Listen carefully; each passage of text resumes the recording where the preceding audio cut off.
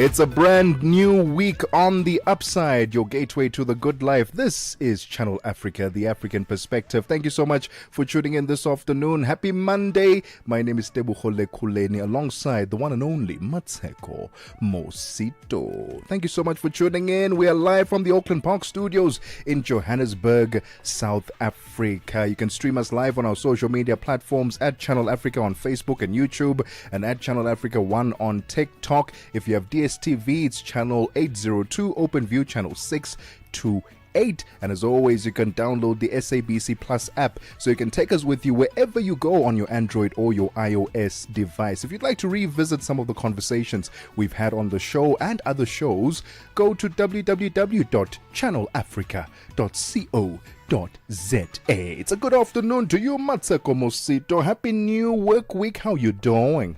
Hello, hi. I'm great. How was your weekend? Brilliant. Simply brilliant. With the brilliant. I love it. I love the weekend. Heat though. My goodness me. It's getting hot out there. No, it is actually unbearably hot. And I can't believe I'm saying this because I'm always the one that's khanning an about how cold it is and khanning an about the winter.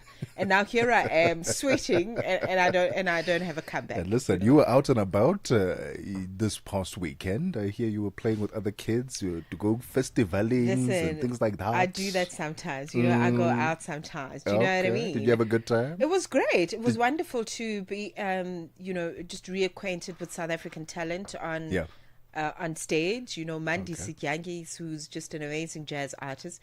Zoe Mudicha was there. Lira, I really enjoyed. But the highlight was the visit from. Can we just claim her as ours? You know, I mean, she really is the daughter of the soil. Her medicine is resonant with so many people here. Lauren Hill, oh my goodness, shut the front door. That's all I gotta say. Did you create content? No, I did not. Where are the videos? No, let me explain. My phone died. My phone died in the shuttle on the way up to the marquee. My phone was like... You're not serious. That time you're not serious. We wanted to see the moment, her on stage, the other artists on stage as well. But you know what? You've imprinted it in your memory, right? You're good. Listen, we just missed out, but you're good. I'm good. I'm good. My eyes and my soul captured everything that they needed to. But the beautiful thing is that there's a lot of footage. Okay. Because there were a bajillion of us in the same venue. So there's lots of stories and lots of beautiful photography. Can I just say also, outside of the music talent, because it's not each sold separately, the photographic talent that we have in this country is just phenomenal. I mean, the photos of the artists on the stage are just big and bold. And beautiful.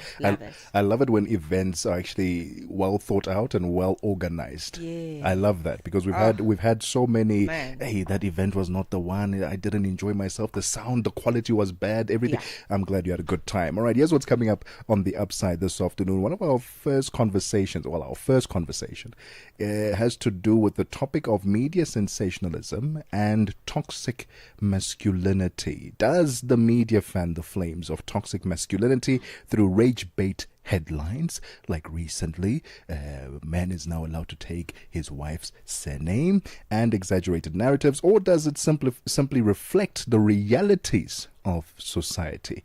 And then in our properties segment this afternoon, we find out what the African property trends are ahead of the festive season, and then later on we get into conversation with a 10-year-old CEO, Matseko.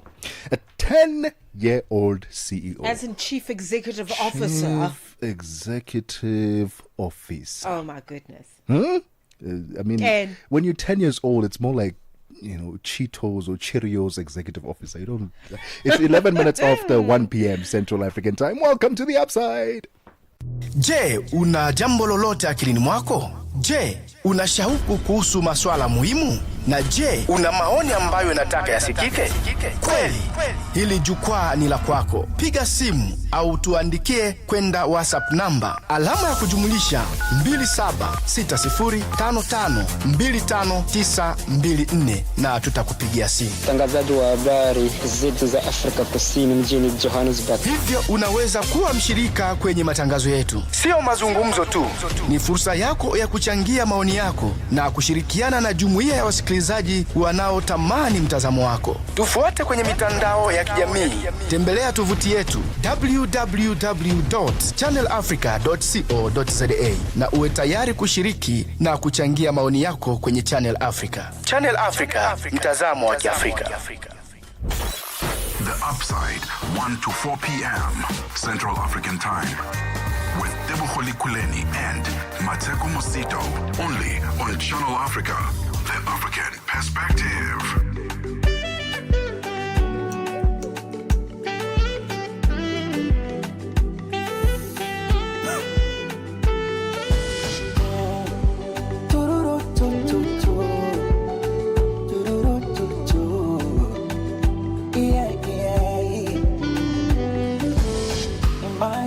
Jangwani umepotea, mchana juani unatembea, utokapo ni mbali, uendapo ni mbali.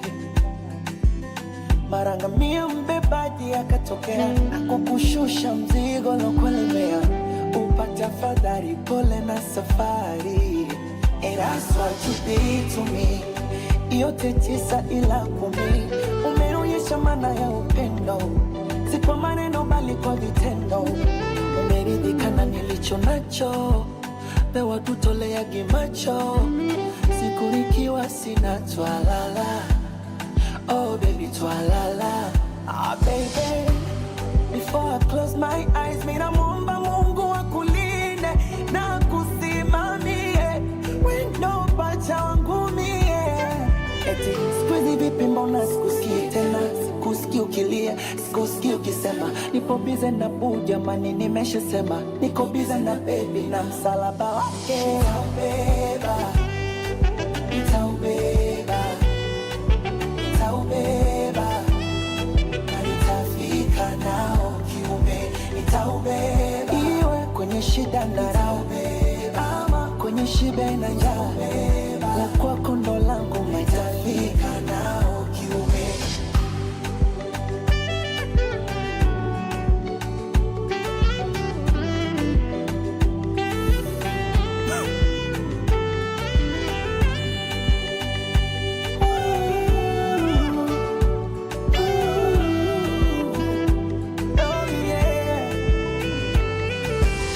Imagine ujifahamu umezimia, umewekewa damu zinaingia, bomba likafunguka, naweza tanyanyuka. Mara daktari wa zamu akaingia, umepata fahamu na mwangalia, machozi yanakuanguka, unatamani funguka. And that's what you did to me. Yote 9 ila 10, unanifurahisha kwenye tendo, na unipe penzi la magendo. Ah baby, before I close my eyes, mina muomba Mungu akulinde na kusimamie, wendo pacha wangu mie. Eti sikuizi vipi mbona sikusikii tena, sikusikii ukilia, sikusikii ukisema nipo bize na boo, jamani nimeshasema niko bize na baby na msalaba wake. Nitaubeba, nitaubeba, nitaubeba, na nitafika nao kiume. Nitaubeba, iwe kwenye shida na raha, ama kwenye shibe na njaa, la kwako ndo langu, nitafika nao kiume.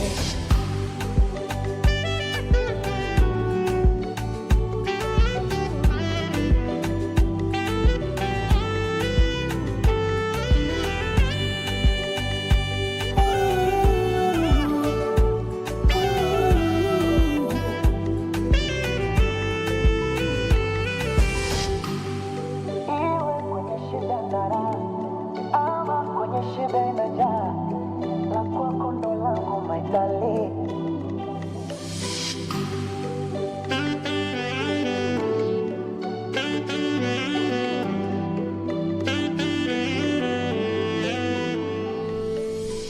16 minutes past 1 p.m. in Central African Time, and the Daubeba coming through by Harmonize. Thank you so much for tuning in as we merge beautiful African music with some of the wonderful conversations that come through. Gana, what's our catchphrase on the show? The gateway to the good life. Your gateway to the good life. Oh, amen to that. Yes. The gateway to the good Come life. on now. Listen, Come on it's now. a Monday. We're very, very excited. Also, eclipse season. The very last one for the year 2025, between the 21st, which was yesterday, and today. So go out and speak to the moon. Howl at the moon. Say something to the moon. Howl at the moon. Listen, I howl at the moon. Hey, I do it. I call in the For moon. what reason? Okay, no, you see now we're talking all kinds of topics. We're going to another. We're going to a different ethereal place now. conversation. Let's go back to the central conversation this afternoon. Across the globe, conversations around masculinity are taking center stage. But here in South Africa, the role of media sensationalism often adds another layer to the debate. Do rage bait headlines and exaggerated narratives fuel toxic masculinity, or is the media simply reflecting the realities of society? To help us unpack this complex and important conversation, we are joined on the line by geopolitical analyst Joe Mhlanga and Empower Men co-founder Sechaba Mutsiola. I hope I said it properly there. Sechaba and Joe, thank you so much for your time. I'm going to start with you, Sechaba, and perhaps give us a broad, not even a broad, maybe a general understanding of the term masculinity. And when we talk about toxic masculinity, what exactly are we referring to? Yeah, thank you very much. And Joe, looking forward to also having this conversation with you. I hope I'm loud and clear. I think we are all you are perfect. we are born into a society that then sets expectations as to how you should behave or not behave, depending on your sex in the main. And if you happen to be a male, then there are certain things that are associated with you, which is an expectation that you should be strong, you should be the provider, you should be the one that guides and become the one that becomes the stabilizer in situations. And that's usually the expression of masculinity that's peddled in the media, that you need to be that strong and not necessarily have the soft side to it, because that's supposedly left to the feminine side of who you are. Toxic masculinity is a little bit of a misnomer in the sense that it almost makes a very strong expression of masculinity to be seen as something that is not desirable, versus that there are times when you need to be strong, particularly when there is danger. That's when masculinity and adrenaline gives its expression. But is there a time when it is strong, but it's expressed as love because it protects? So when you talk toxic masculinity, I guess it depends on whether you come from a feminine side that really says men have been perpetrators using their strength and power, and that is toxic. That makes perfect sense. It's one of the clearest explanations I've heard in a minute. Chaba, I think this is the perfect time for you to come into this conversation as well then, and talk about Empower Men and how it works directly with men. Do you find media narratives helping or hindering in the progression of reshaping themes around a healthy way of sort of expressing masculinity in society today? One of the things that we found as Empower Men was that men's voices were being muted, not necessarily by media, but by society and the audiences that received men's voices. The backdrop to it was things like Men Are Trash, the Me Too hashtags, which then meant that men's voices were being shaped in a particular way. And it was necessary to bring men's voices to the fore for them to dictate the narrative from their perspective, so that when we talk about issues like we just discussed now, the definition of toxic masculinity, we talk about men's identity and everything else that is associated with men, gets to be framed in an environment that did not promote cancelling of opposing views, but promoted dialogue. But you'll find many a times that the narrative will go based on the controversy that comes out of the debate, and we try our best from Empower Men to use the media to put things in a way that adds to society, to build a society that works for both men and women. But it is the negative part that usually then drives conversation online, but we try not to dwell on it from empowerment perspective. It's 22 minutes after 1 p.m. Central African time. We're talking about media sensationalism and toxic masculinity. Does one feed into the other?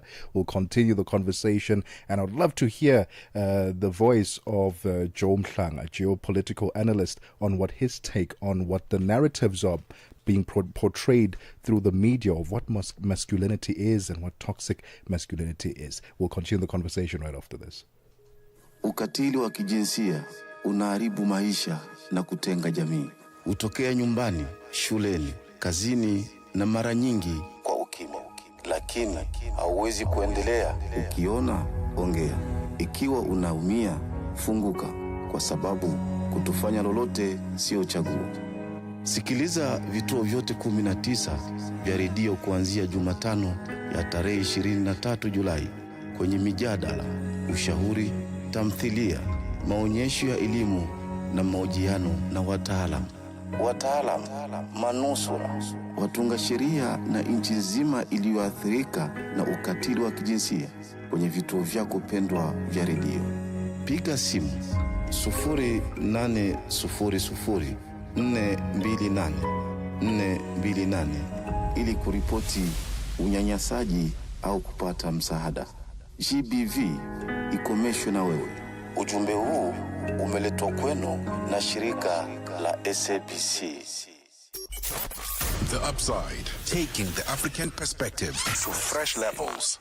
23 minutes after 1 p.m. Central African time, we continue our conversation around media sensationalism and toxic masculinity. And if you'd like to weigh in on the conversation, perhaps send us a voice note or just your expression and your understanding of the topic. +27 63 406 9126 is the WhatsApp line. And it's a good afternoon to you, Joe Mhlanga, geopolitical analyst. From a geopolitical and social perspective, how do you see the media shaping narratives around masculinity, especially in South Africa? We need to understand that the historical background of the media into our shows, why was it here in the first place? It was here to push a certain narrative, a certain agenda for particular people to channel a certain message for a certain result. But as time went and things started changing, but we still see the traces of that agenda being displayed. Because the media shapes the thinking, shapes what we do, shapes the things that we think we're independent on, and we find ourselves in line with a certain ideology that is shaped by media and we're not even aware of. I have seen that in the media space, there is a way of teaching women to and teaching men to rely on women. That's a recipe for a disaster. There's going to be frustration. There's going to be a want from the male's point of view. When you happen to tell the truth, you are toxic. When you speak your mind, you shouldn't. You are harsh. So we have found that there's a lot of frustration within the male circles. There's a lot of things that they cannot say. But we are not looking at the foundation of that. Majority of those people have mothers. Sometimes when there is a case of anything, who comes out, jump into the car with the gun, make sure that the son gets a bail. No, we know whenever there's a manager with an office where there's a lot of harassment, who sits at the front desk and protect that manager, we are on mute. It's things that we cannot say. In the city where I am right now, yesterday or day before yesterday, a young man went and he parked the car on the M19 on top of the bridge. Put the car on hazard, left the phone in the car and the keys, and he jumped. While we were shocked with that, another young man last night in the Balito area, he went to the loo and he took his own life. And I can tell you, majority of these cases come from the other gender, because the society norms have suppressed the voice of a man in most cases. Now, we were programmed that I'm supposed to be the provider and the protector. Like my brother said in his talk, there are times where I have to protect. When I have to protect, I don't have to be nice. I have to protect what I provide for. So my voice won't always be that nice, especially when I know the dangers. But what we often see, that kind of action, that kind of behavior, that kind of display, it's not really acceptable because there is a foreign ideology of what we are being fed as Africans or as South Africans that needs to be in line with Eurocentric ideas. And this is achieved by media. So the media plays a huge role in either sinking or taking us out of the hole. But in my observation, that's what I can put forward for now, that a lot of things are not what we should be, are not our own ideas. It is influenced by the surroundings. And that kind of surroundings, we don't even check. We just want to accept what is there. Hence, I always say in geopolitics that we have stopped from being citizens, we've just become consumers. So we take anything that comes. Hence, most of these men cannot make it on their own. Back in the day when I grew up, we didn't have vagrancies in the streets, and majority of the vagrancies are maids. How do we get there? Is the achievement of these Eurocentric ideologies and the media that it is putting some of these things in the front line. And we are not allowed to say how we feel or the truth. So this is where the results of all these things are seen when you drive out, when you walk out. You're not even feeling safe because it's the result of things that we're consuming that is before our eyes every day. All right, on the line with us, we've got our panel of guests. That's Joe Mhlanga, who's a geopolitical analyst, as well as Sechaba Motse Loa, who is co-founder at Empower Men. And we really are just engaging in what we hope is a fruitful conversation around social media and its impact on themes around gender roles, the exaggerated narratives that we are seeing also on social media. Any thoughts that you have, in case you're catching this broadcast live, share them on Facebook or Twitter, all right? Just search for Channel Africa. You'll be able to find us there. Very, very simple. We're going to continue with the conversation. I think perhaps when we return, it would be wonderful to hear from the gentleman, social activism, social media activism. Is it still a place that is viable for us to really participate in trying to democratize gender politics and make a difference? Or are we really just way too far gone with this, and it's just madness everywhere, and we cannot control it? We're going to have that conversation and so much more in just a moment. Let's cross straight to the sports desk. It is 1:31. Sports on Channel Africa. The African perspective. And in this hour, in our sports update, we start off with the netball news. The South African under-21 netball team has won its second Pool D match of the World Youth Cup tournament in Gibraltar, beating Trinidad and Tobago 105-15. The Baby Proteas have one foot in the quarterfinals after two convincing victories. They can secure their spot in the last 8 with victory over Malawi tomorrow afternoon. The Baby Proteas were forced into a change with 20-year-old Carla Victor stepping up to replace Jade Atkins, who picked up an injury against Barbados on Saturday. But they continue to assert themselves at the tournament and against their opponents from the Caribbean. Following their comfortable victory over Barbados on Saturday, the Baby Proteas were even more ruthless against Trinidad and Tobago. They only conceded 3 goals in the first quarter and had a handsome 57 lead at halftime. Captain Poppy Namatangari, who was a standout on wing defense, intercepting at will, says their focus now is firmly on Malawi. And Tuesday's match against Malawi is at 5 p.m. Central African Time. Now, rugby news. South African Rugby President Mark Alexander has paid tribute to outgoing Springbok women's captain Nolusindiso Boy following her decision to retire after a career of close to 2 decades. Boy, who started playing senior rugby in 2007, has confirmed a retirement after returning from the 2025 Women's Rugby World Cup in England. The Springbok women created their own history by reaching the quarterfinals of a World Cup for the first time ever. Her last test match was the quarterfinal loss to defending champions New Zealand. With 55 caps for South Africa, Boy departs as the most capped Springbok women test player of all time and the most capped captain in the history of the women's game. She led the Boks in 26 internationals. Alexander says Boy will go down as a true legend, not only of women's rugby, but of the game itself. Botswana has declared a public holiday to celebrate the country's victory in the men's 4x400 meters at the World Athletics Championships in Tokyo, the first African nation to win the event. President Duma Boko hailed the gold medal as a historic African win in online address praising the team for their performance. He announced the 29th of September as a holiday to celebrate the achievement a day ahead of the country's Independence Day.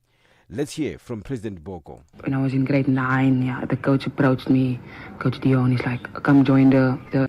Oh my, that's the wrong one. We will get back to President Boko as he will tell us more about the holiday. As they exploded onto the world stage earlier today, we saw what resilience, hard work, grit, determination, self-belief can do. We are proud of our boys, proud of the coaches, proud of all those who put in hard work. Let's end with tennis news. Reigning Wimbledon champion and world number 2 Iga Swiatek of Poland rallied from a set down to beat second seed Ekaterina Alexandrova of Russia 1-6, 7-6 and 7-5 in the final of the Korea Open tennis tournament in Seoul. This final marks Swiatek's 5th final of the season, and the trophy is her 3rd of 2025 and the 25th of her career. For any sports stories you'd like to share with us, please send an email to newsroom@channelafrica.co.za or call us on +2711 714 4459. This is Channel Africa Sport with me, Fikile Lingwati.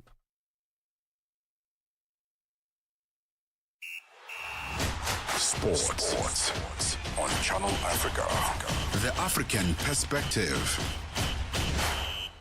Africa Update on Channel Africa with Lulu Kabu. Mozambique's opposition leader Venancio Mondlane has been charged with incitement to terrorism and disobedience. He faces a total of 5 charges. The charges relate to post-election violence that left hundreds of people dead. What punishment is he looking at? The most severe charges are 2. One is incitement for terrorism, and also is being charged for mobilizing people for terrorism during the protests. These charges are really serious and severe. If he is condemned, is found guilty, he could serve 10 years plus years in jail, meaning that he would be banned from political participation, mainly for the 2028 and 2029 electoral cycle. The director of CDD, the Center for Democracy and Development, Adriano Novunga. Africa Update with Lulu Kabu, 12 to 1 p.m. Central African Time.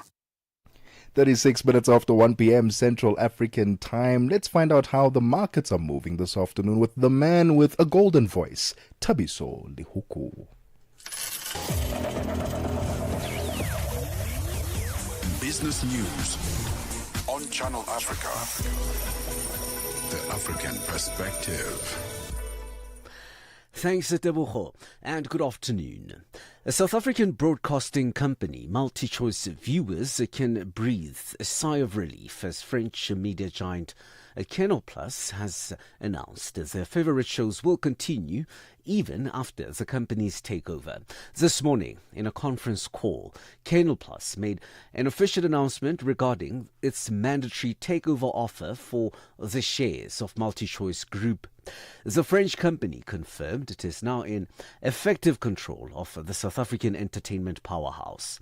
According to Canal Plus, the company is now set to begin the integration process. Maxime Sada, a Canal Plus chair.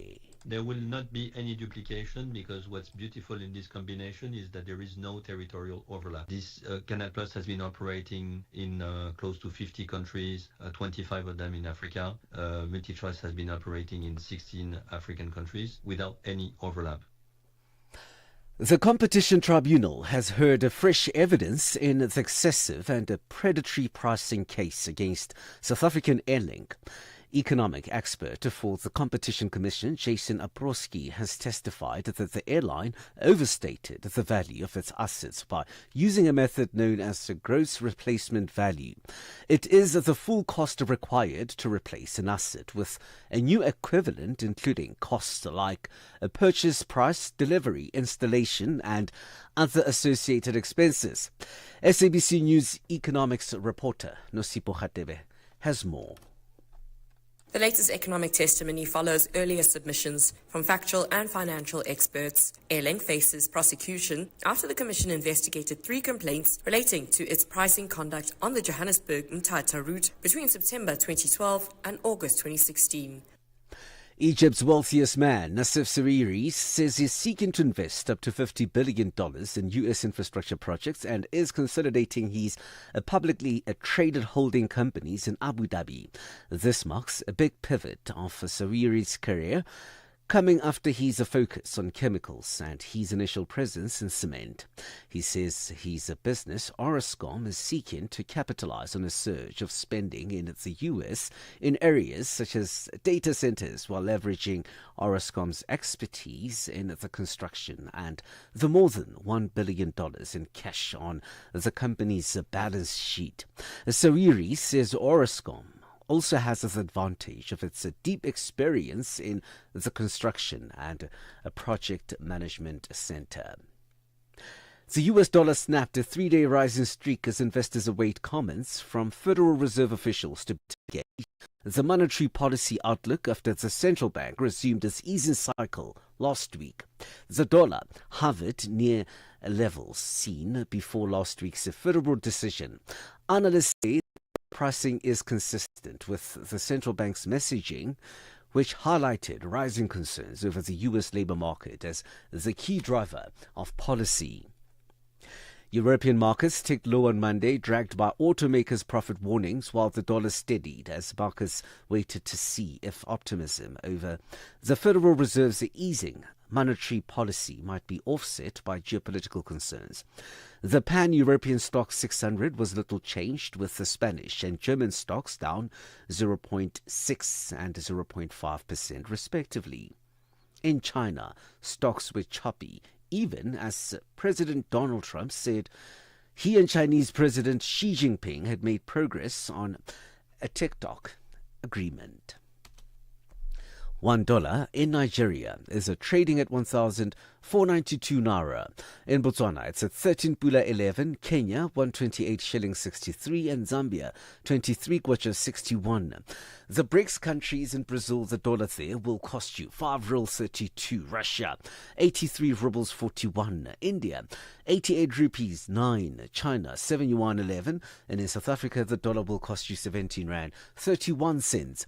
74 pence a British pound, 85 to the euro. Gold is trading at $3,725 and platinum $1,422 per ounce. Brent crude oil is at $66.49 a barrel. For any business stories you would like to share with us, please send us an email to newsroom@channelafrica.co.za or call us on +27 11 714 4459. For Channel Africa Business in Johannesburg, I'm Thabisolo Huku.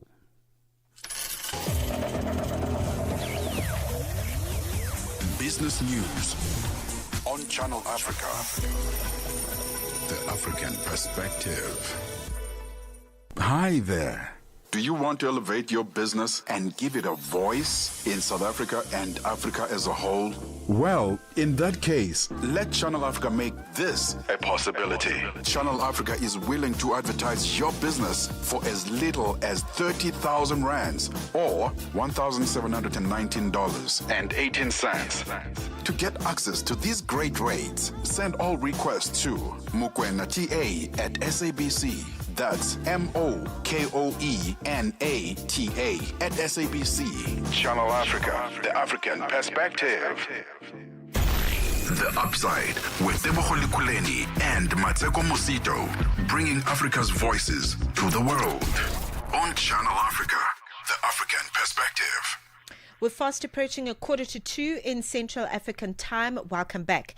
In conversation with Joe Mhlanga in his capacity as geopolitical analyst, as well as Setšhaba Motselwa, who is co-founder of Empower Men.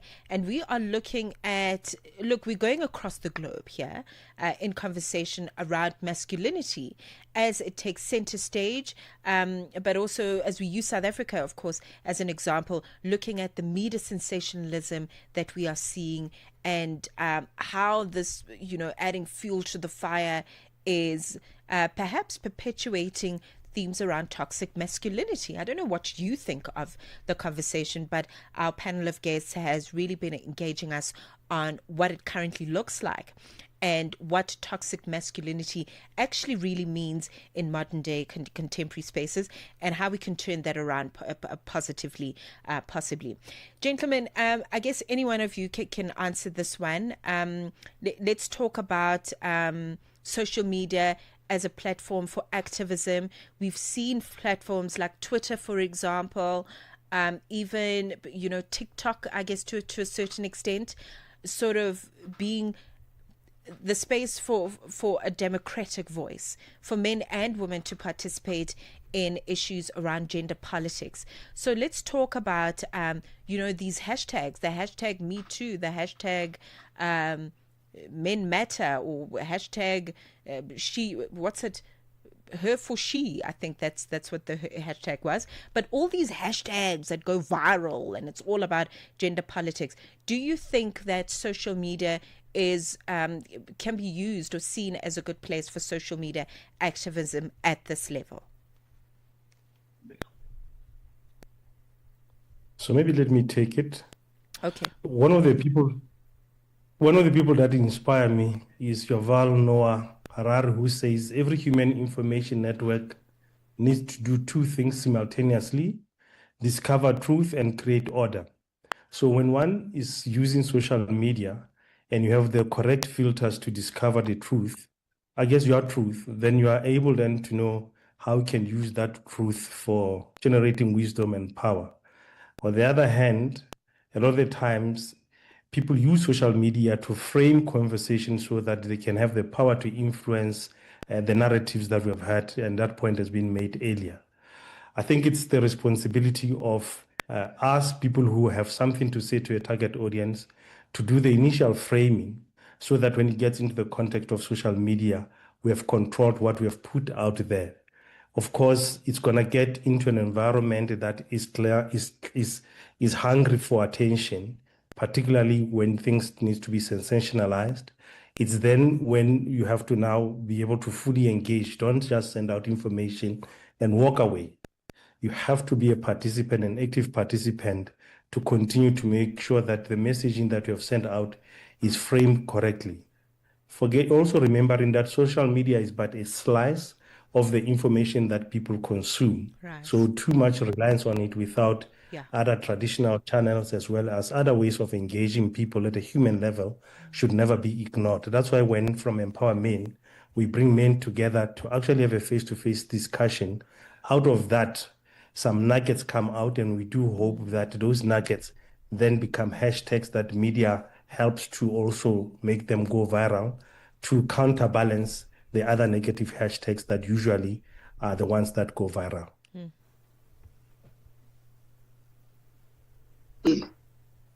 And Joe, you can add your take on it as well. Yeah.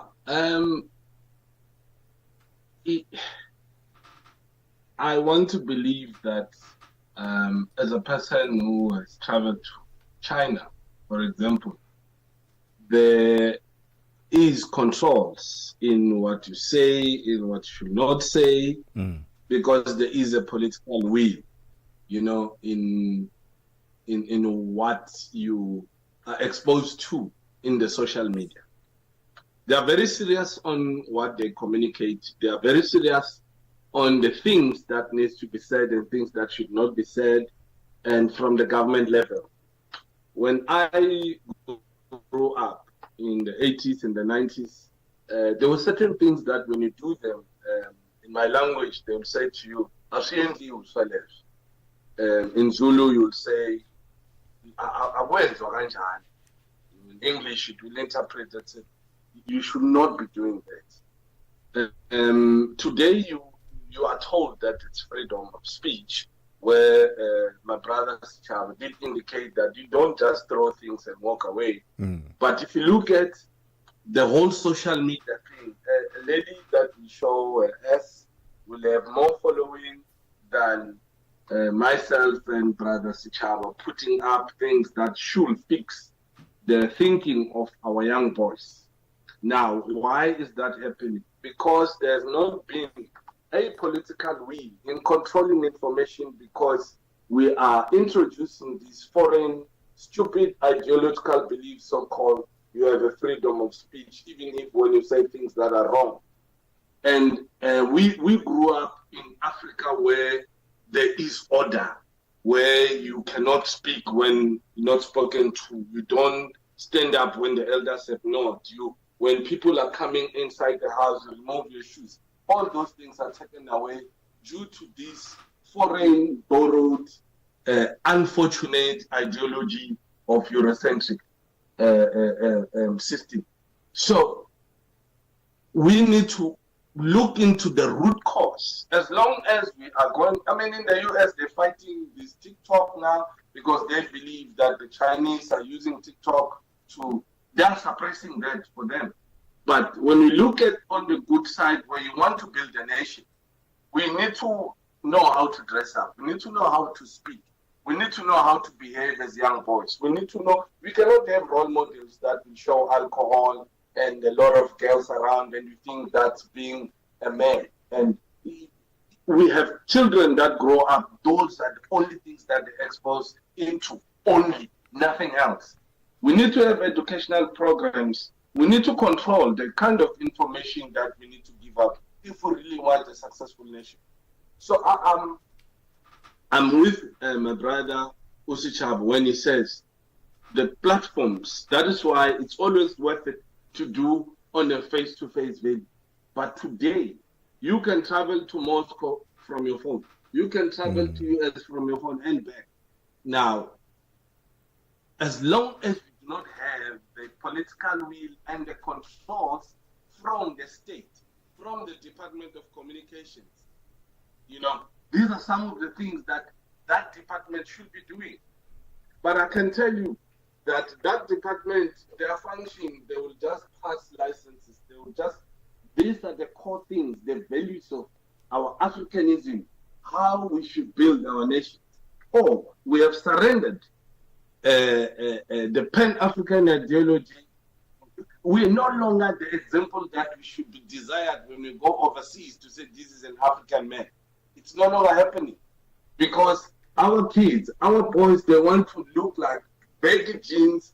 They walk as if they've been hurt. Bouncing the language. It's all abbreviations when they speak to us. Where is the African thing to say this is the man? This is an African man. I want to be like this guy. How many role models that we see on social media that are influencing our boys that are positive, So as long as there's no political will from the government to ensure that we really want to have leaders. You look at, I'm a geopolitical analyst, so I will steal something and put it into here. We often hear our appear to have lost Joe there for a second. It's 9 minutes before 2 p.m. Central African time. Let's digest. Maybe take a quick pause. It's a very quick one, and maybe when we come back, just wrap up the conversation. And Matseko, I think this question I'm going to direct it to you. But let's digest. Take a quick pause, and we'll be back right after this. This September, Channel Africa celebrates Heritage Month, a time to honor the stories, the rhythms, and the languages that make us who we are. Whether you're in Lagos or the shores of Zanzibar, to the mountains of Lesotho or the markets of Dakar, we are united in diversity. Najivunia kuwa Mwafrika. Kukondolera Afrika ndiye ndoaki. Proudly African and fabulous. Let us preserve our languages. Let's embrace our uniqueness. Let's embrace our cultures and celebrate the beauty of our continent. Channel Africa, the African perspective. The Upside, 1 to 4 p.m. Central African Time. With Thami Ngubeni and Mateko Mosito. Only on Channel Africa, the African perspective. 7 minutes before 2 p.m. Central African Time. Let's wrap up our conversation with Joe and Sichaba about media sensationalism and toxic masculinity. Sichaba, let me go to you with this one. In closing, what role can women play in... And I don't want to say in helping men be better men, whatever the case, but what role can they play? Because we can't have the conversation without them. I heard in conversations, even with Joe and yourselves, that there were mentions of the other gender, right? What role can they play in our society so that we can produce better men and young boys have good role models? Yeah, no, thanks very much for that question. From empowerment perspective, we truly believe that men need to get their voices back in a way that does not give them fear that they will be cancelled when they say what's truly in their mind. So I will ask the other gender to use the mouth and the ears in that ratio. Listen a little bit more. Hear the voices are not loud, but even when we are quiet, because it's in our silence that we are communicating the most. We cannot sometimes have the language that is perceived to be soft to express what we are feeling. So a bit of empathy will go a long way in really, truly wanting to hear not just what we say, also what we are not saying, to feel us. That will go a long way. The other one will be for women to actually also come together in their sisterhood. You can't have one tweaking on a pole and another one on this other side saying, why are men obsessing about our bodies? There needs to be harmonizing of how do you want to show up as women so that then we are able then to engage in a way that it does not confuse people around how you really want to be treated. Do you want to objectify who you are, or do you want us to fully engage? So it's really saying, let's cultivate an environment that allows for the voices of men in the full spectrum of being loud and soft to truly be heard by women. That's why I said that ratio of 1 mouth to 2 ears, it's something that we are begging for. Yeah, that's a complex one, sir. That one is a complex one. I don't know. I guess if we go back to ancient African spaces and how women's bodies were viewed as compared to the Eurocentric way, but that's a complex issue altogether. But just as we wrap up very quickly, if you can keep it pithy for us, Joe, I'd really appreciate it. In response to this, let's talk about this gender and the other gender, and really how we can come together, because we find ourselves in little groups having these conversations, big conversations in little groups, where it's just women or it's just a group of men, and then the other gender is feeling marginalized, and then there's just this disproportionate scrutiny, without the other party being able to participate so that we can grow through dialogue. So what are your thoughts on this very quickly? We should go back to basics. Point number one. Even though I agree with everything Sichaba said, but the basics, the way, the manner in which our Africans lived before we had unwelcome visitors, we knew how to survive. We knew how to coexist. Hence, I did mention today that the truth it's interpreted as toxic today. If you are asking someone out, they want to know how much you're going to spend, and you ask them how much they give, they said no, they are present. So that does not tie up. That does not tie up. You understand? And I can't tell them that, no. Look, I'm also not ready to spend my money. Let's just meet in the bus stop somewhere. Oh no, this guy's broke. So these are all the things that have been, these are all the things that are just out there, but the truth needs to be told. If we are really going to build something, what are you bringing? What are you bringing to the table? Because these people who respond like that, these are the people that tomorrow will go and have sons. Yeah. And sons that are going to meet people like them exactly. It goes full circle to them. Then they will say, oh, that girl is wrong. Meanwhile, the problem started inside the house. When as a mother, you behave like that. You can see other people, but the introspection. So our sisters need to sit down. Let's go back to basics. We should stop sending Bokoko to the old age homes so that we can learn how we were before our visitors came. Siegele Amanga, we need to start telling the truth. Women of today don't like to hear the truth. If they want something from me, I said no. It's a problem. I can't say no. I'm going to say yes, yes, yes, yes. Oh, a real man does this, a real man. Real men, they talk about money, not a human being. Okay. When in most cases women said real men, they talk cash. So we need to go back to the basics. Before cash was introduced to us, we coexisted both genders. We knew that a son will be raised by a village, a daughter will be raised by a village. Not these monetary values that women of today are bringing to the table. Okay. I will be blunt on that. Let's stop loving money and love humanity. Thank you very much, Joe. I think I don't like it. Actually, thank you to the both of you, because you've both just given us something to chew on. This conversation never ends, with just a small radio segment. It really, the objective is for us to spark interest and to elicit a response, and for us to continue to engage in dialogue that is hopefully healthy in the future. So thank you very much, Joe Mhlanga. Thank you as well, Abudis Chaba. Thank you for the time this afternoon. Thank you very much, everybody.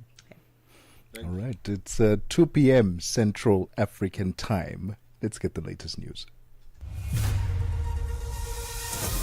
SABC News.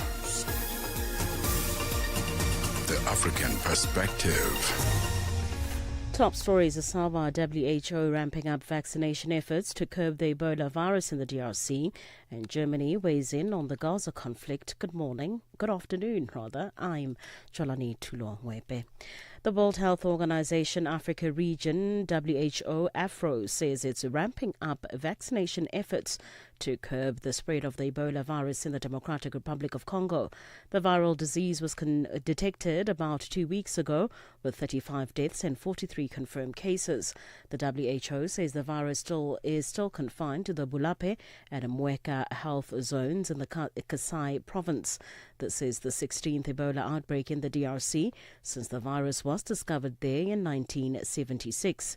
Dr. Patrick Otim is the regional manager for emergency response at WHO AFRO. For the Ebola Zaire species, we have actually 2 vaccines that have been pre-qualified by WHO. One is recommended for emergency response, which is the one that we are using now, the RVBO vaccine. And we have already vaccinated up to yesterday 1,500 contacts and their contacts, as well as the frontline health workers. We have on the ground now in Bulape up to 4,000 doses, and we are trying to ramp up the vaccination so that every new case that is identified, they are vaccinated quite quickly. Provisional results from 1/4 of councils in Malawi show former President Peter Mutharika has taken an early lead in which he faces off for the 4th time against incumbent Lazarus Chakwera. Mutharika received roughly 51% of the valid votes cast in 9 of the country's 36 councils, compared with nearly 39% for Chakwera. A candidate needs to secure more than 50% of valid votes for an outright win, otherwise there will be a second round of voting. Political analyst based in Malawi, Francis Piri. We have seen the Malawi Electoral Commission preliminary dashboard results showing the former president Professor Arthur Peter Mutharika taking a lead. As a Malawian, as an individual, as an analyst, let me say it's not a surprise. DPP party was the strongest opposition party, sometimes called government in waiting, sometimes called shadow government. He has also seen a very big following during the campaign trail. There might be an outright win or a rerun.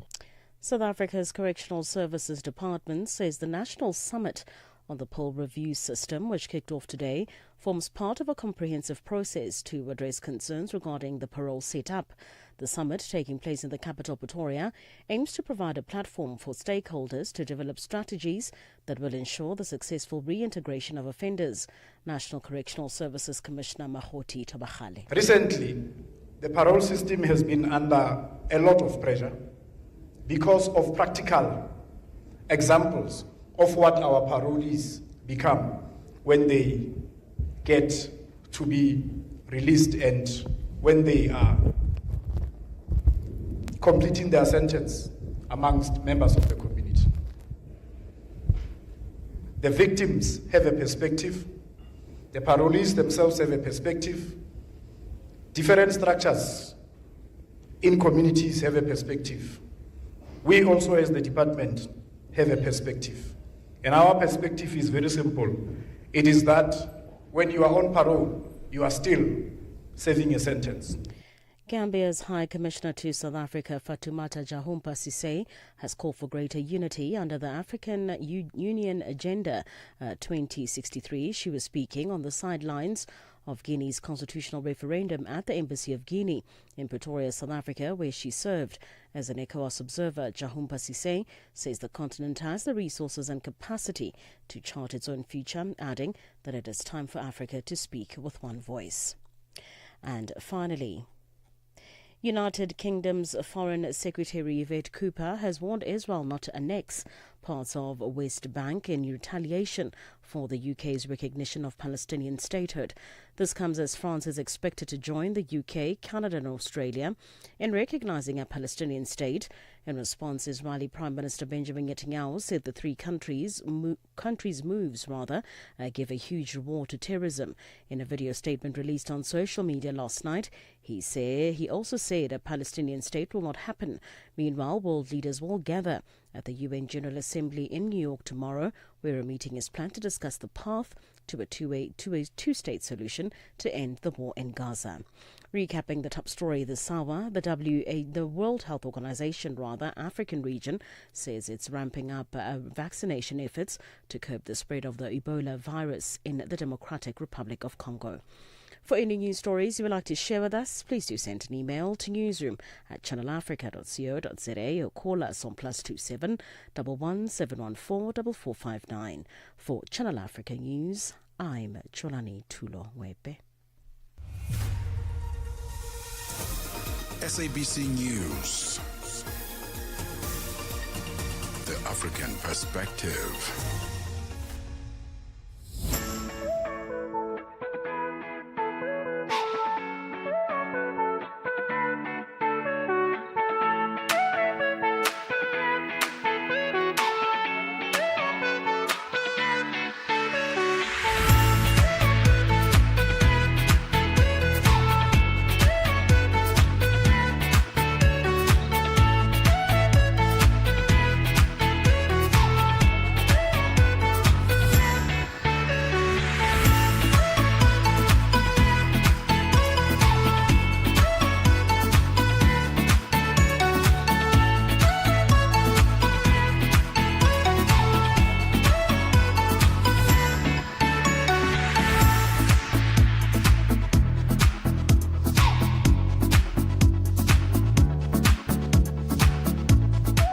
It is 7 minutes after 2 p.m. Central African Time. Welcome to the golden hour of The Upside, your gateway to the good life on Channel Africa, the African Perspective with Tebohole Kuleni and Matseko Mosito. We're coming to you live from the Auckland Park Studios in Johannesburg, South Africa. And you can catch us live on our social media platforms at Channel Africa on Facebook and YouTube and at Channel Africa 1 on TikTok. As always, download the SABC Plus app so you can take us with you wherever you go on your Android or your iOS device. If you have DSTV, it's channel 802. And if you'd like to revisit some of our conversations through our podcasts, go to www.channelafrica.co.za.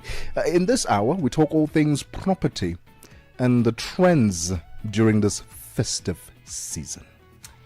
There are indeed trends. Actually, we were having a conversation with our Madame producer, and we're just talking about pricing as an example of property trends. You know, what happens at this time of the year when one is looking to hire an Airbnb or rent an apartment, or, you know, looking for some kind of accommodation. And are we seeing price hikes during this time because it is festive, there's higher demand and all of that, or are we seeing some kind of stability? So I think that's one really great focal point for our conversation. But other trends, that can really feed into the space of property investment, whatever those look like. Maybe you are trying to kind of upscale your property during this time so that come a certain season when the property markets are favorable for the seller, you are in a position to then raise your price. I don't know, whatever the trends are, but we really are going to unpack them. We've got an expert to help us carry the conversation. Her name is Motswapuleng Jacqueline Mpe. She is CEO and founder of Duchess in Property Group. Property Group. You said it right, well. Yes, and she's going to help us really kind of speak about the trends, you know, in chronological order, so that we can get to understand them and understand what they are, and really kind of get the conversation going in that manner. But I'm very excited to find out what the trends are. That conversation is coming up next. Welcome to the second hour, the golden hour of The Upside. África. Conhece o Ntivani? Claro que sou eu. Ntivani é o amante da música de corpo e alma. Eu amo música africana. Ele aprecia todos os tipos de melodias e passa os seus dias a ouvir a Channel África. Okay. Adivinha só, a Channel África quer ajudar Ntivani e os amantes da música em todo o lado a descobrir ainda mais música incrível. Por isso, a Channel África está a convocar artistas africanos a submeterem as suas músicas. Músicos, lembrem-se de nos dar todas as informações relevantes no music@channelafrica.co.za. As submissões são a vossa oportunidade de ser ouvidos, mas não garantem inclusão na lista. Todas as submissões serão cuidadosamente analisadas para verificar se cumprem os requisitos da nossa estação. Canal África, a perspectiva africana. Your afternoons just got even better. Fresh and exciting. The Upside, hooking you up with today's news from an African perspective.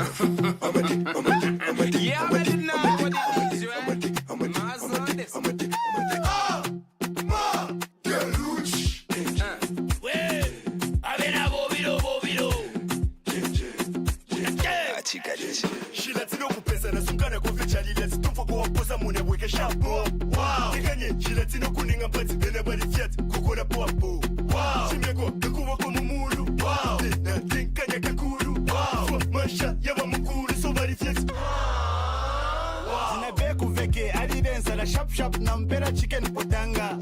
Friends of us, I'm a badges, variere la talkie ala kupanga. Au mena you mulibanga. Just you me then namazanga. Chidunku fena isabalanga for bamba ma. I'm a dick, now I'm a dick, I know to my chalilo. Ex jamu pop chef chalila. Alam buna mopo pati tomu shalila. Banga bambona tetu badila. Kia bana yawa chukulile. Kulila, kodi kulila. Tende chalo chalila, tibashemu.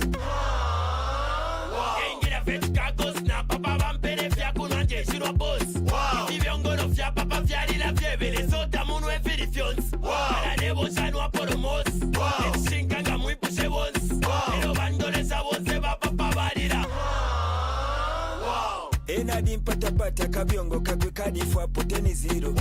Sina the other day muchikuru kadi keka jelemi bio. Party na for tonight. Pante po what you like. Twende pa paka mubu mfiso loshilai Nene babarira kabunga na kadula mukwanisha shani ku lebo mbesha kupiba elo kusaisanga no mamu mazali uno makule samba mumukaka shush no manish wa mkaka efu wapiti na chakule ntaka so marifies 19 pendef kondo na riku Singapore na wadala fe mangwengwe watsira na potsungu na bebera teti chai wants to wee wee hey mini na kufo do once kame page do mana kwa tikia pe uliko let me hear some Nichikana boti na papa na pokele la koku chipesi sanku moneko Furuka weka tena kuchaningo fika na kuchibinde kumakoloko Lelo nta ikwando Ngesa iboko wale mpoko walila Abubari fiat Bana mwana na twenje babiri lelo ture ya tuangarire kusanzipa Wachankwete konsenkwete lelo nono tola na kusanzika Chapo tule ya kutubai Bana mwamba bebe koku Dubai Efuranga linebo kutukai Bebere Bingamo, ingubo ningadia moshonsa babantu balati Ninsamba, pamaluku na isi popopo gelo kwaleti Sasa shila yelo na kaki Emuda material ni satin Sabika poswaini chisote kumanual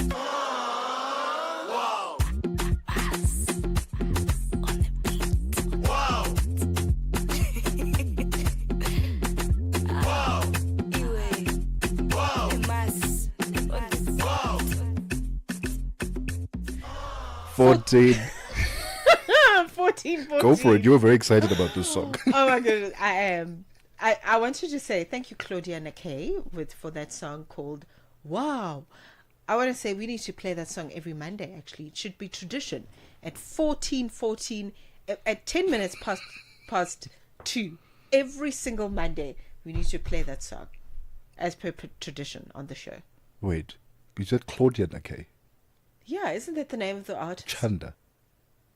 Oh. That time I was like, because you know these artists I personally. need a new pair of glasses. No, here's the thing. You know these In my artists. defense. You know all these artists personally. I thought maybe No, I that's a don't know name that these we don't artists. know. No, these ones I don't know. You know, you have all their numbers. That was Wow by Chanda Nakay and Amadei Rouge featuring Chef 187. But what do you think of the idea of playing the song I love every the song. Monday? Wow. It makes my day. Man, that's how we must start the week. Yes. That's how we must start the week. It's going to be an incredible week. We are already putting positive vibes, positive energy to you and yours listening at the station. Thank you so much for tuning in this afternoon. It's going to be a great week. We are already putting it in the air. It's going to be a fantastic week. Own it, claim it, it's yours. Let's get into our conversation. Absolutely. The festive season is literally 2 minutes away. All right. Property markets across the continent are starting to shift. We're seeing the shift from increased holiday rentals to changes in investment appetite as well.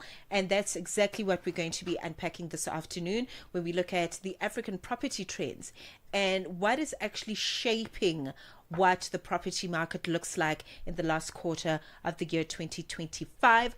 On the line with us to give us some insights is the CEO and founder of Duchess M Property Group, Motswapuleng Jacqueline Mpe. Welcome to the show, madam. Thank you. A pleasure to have you join us this afternoon. Thank you. Thank you for inviting me. I don't know your name, sorry. It's fine. That's not important. I think what's really important is for us to look at the current data. Let's look at the current data.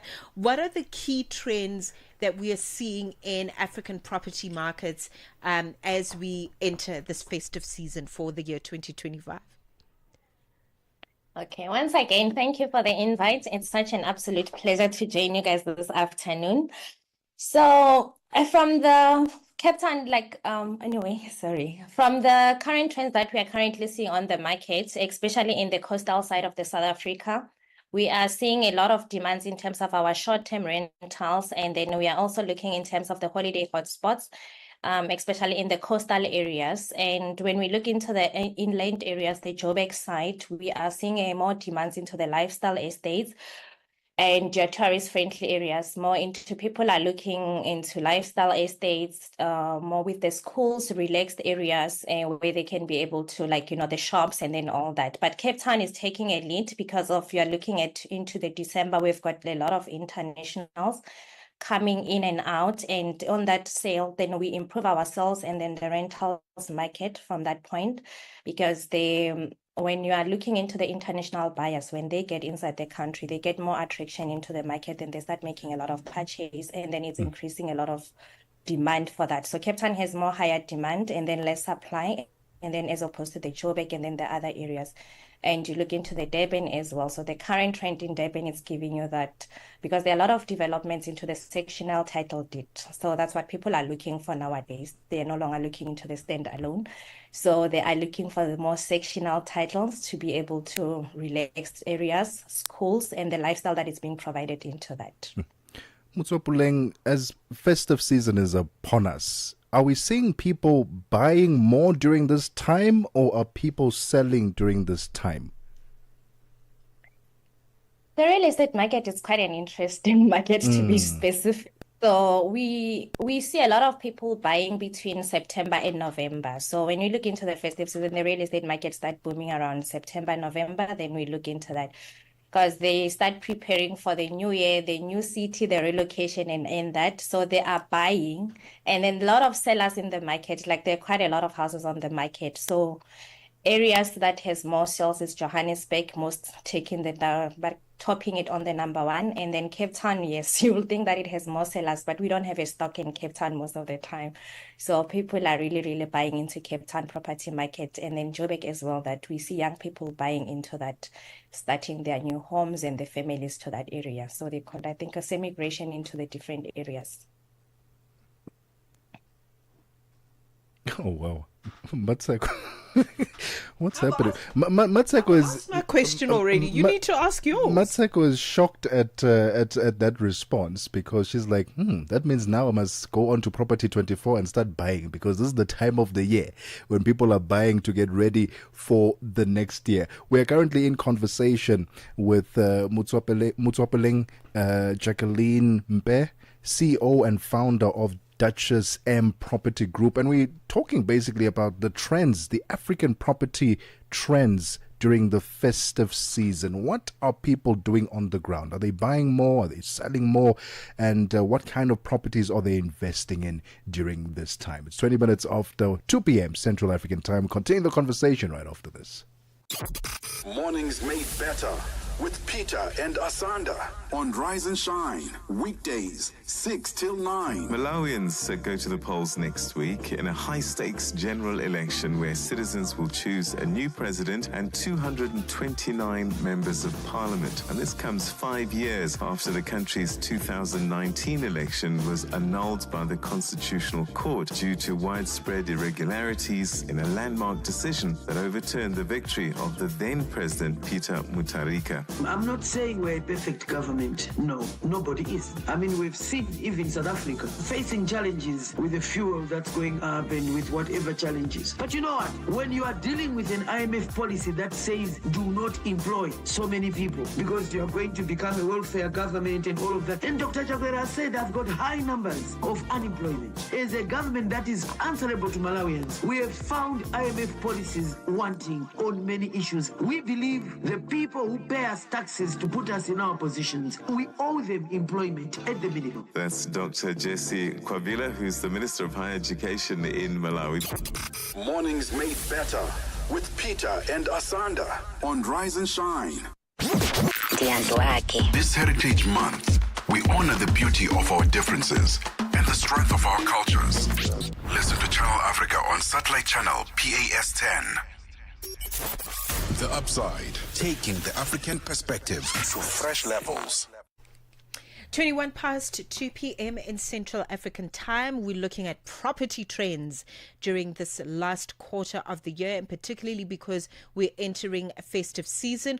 On the line with Mutswapuleng Jacqueline Mpe. She is the CEO of Duchess M Property Group.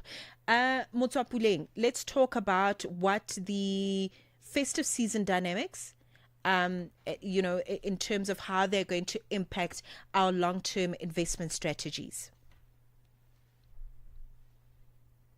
When we look into festive season, the dynamics and then your long-term investment strategies, you look into the demands that lies ahead in the area. So for an example, let's say you will say, I want to buy a property in Midrand. So you look, how often do people mostly visit Johannesburg in December or during the festive season? So you look into the areas, if you are an investor, you analyze the data as to, okay, what areas are they most visited in during the festive season? What happens during that time? And what happens most of the time approaching the seasons, like, festive season, everyone is looking forward to go home and then to go on holidays to start exploring the new things. So when you look into the property investment, you look into the areas like Balito, Plettenberg Bay, Garden Road, because Cape Town is now regarded as the most visited area when it comes to the investment strategies. So Johannesburg, you hardly visit it for holidays destination because everyone is there to work, as they say, and then you just tend to go back home to live.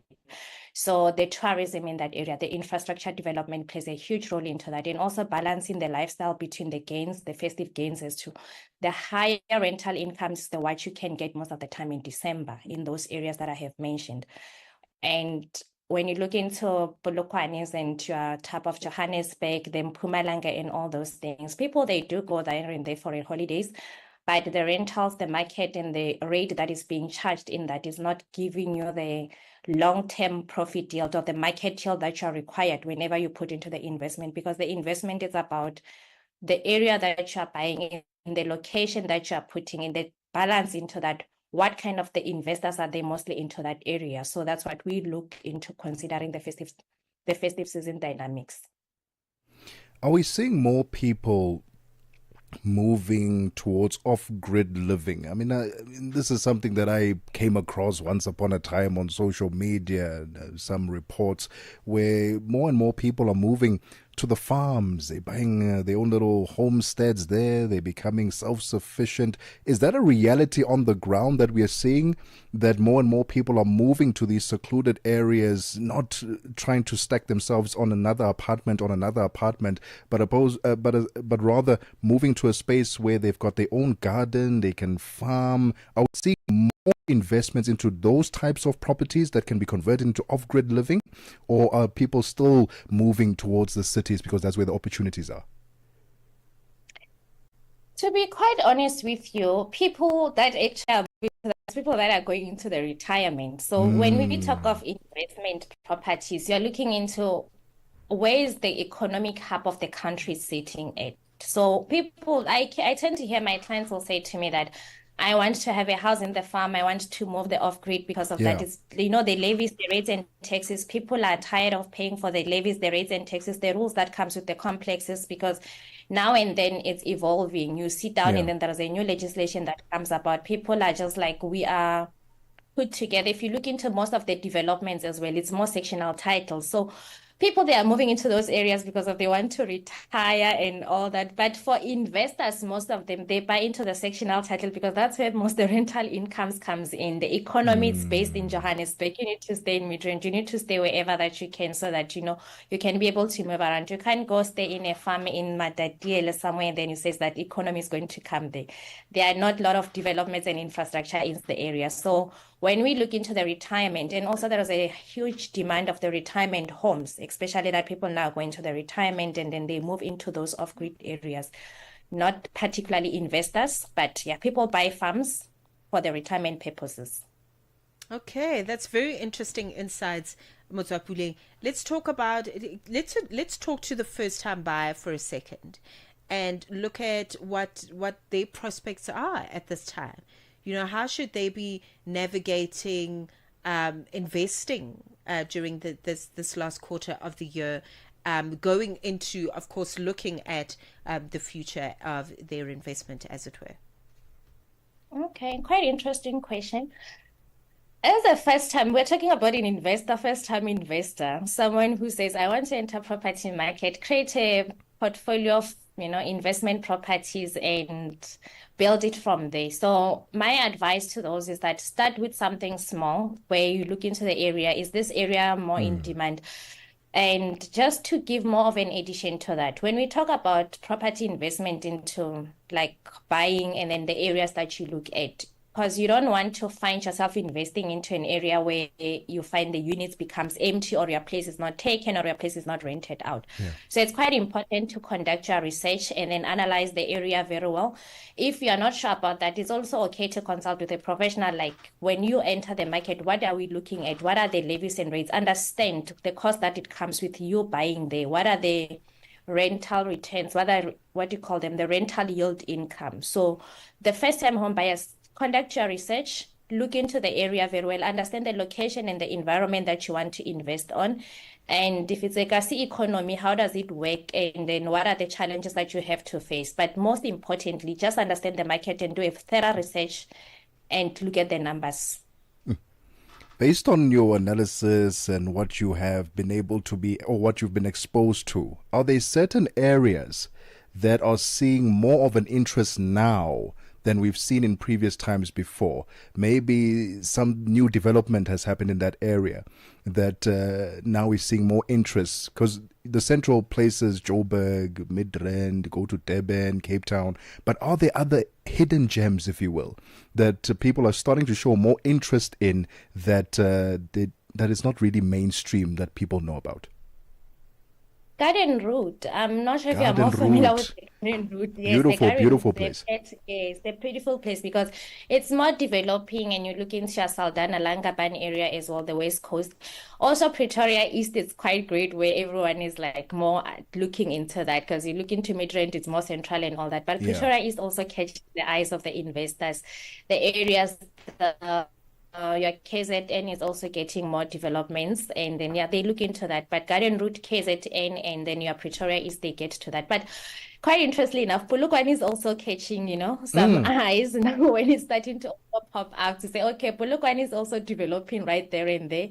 So people are also looking into that because I think it's quite reasonable to stay in Polokwane, affordable as well. So not cheaper per se, but it's affordable. But Garden Route, Langaban, your Pretoria East, they tend to get more attraction now.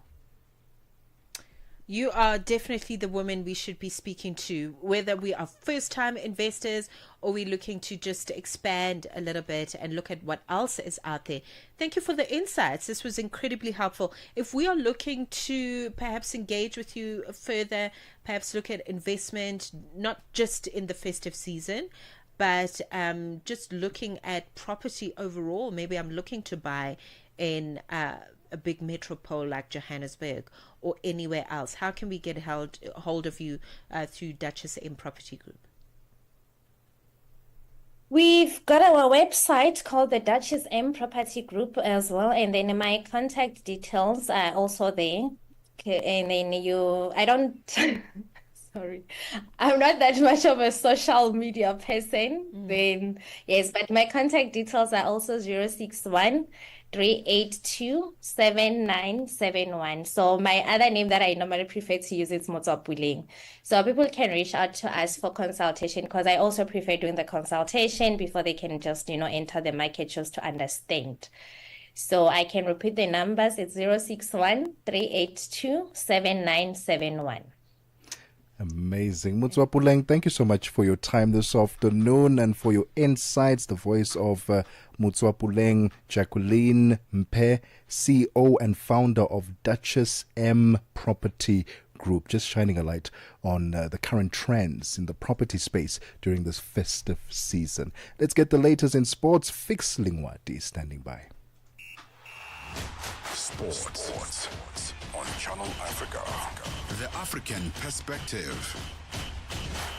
Let's kick off with football news. Tanzania's Simba Sports Club SC head coach Fadlu Davids began his Confederation of African Football CAF Champions League journey in style. This after the master tactician side stunned the stubborn Gaborone United 1-0 in a Champions League encounter played at Obed Itani Chulume Stadium in Francistown in Botswana at the weekend.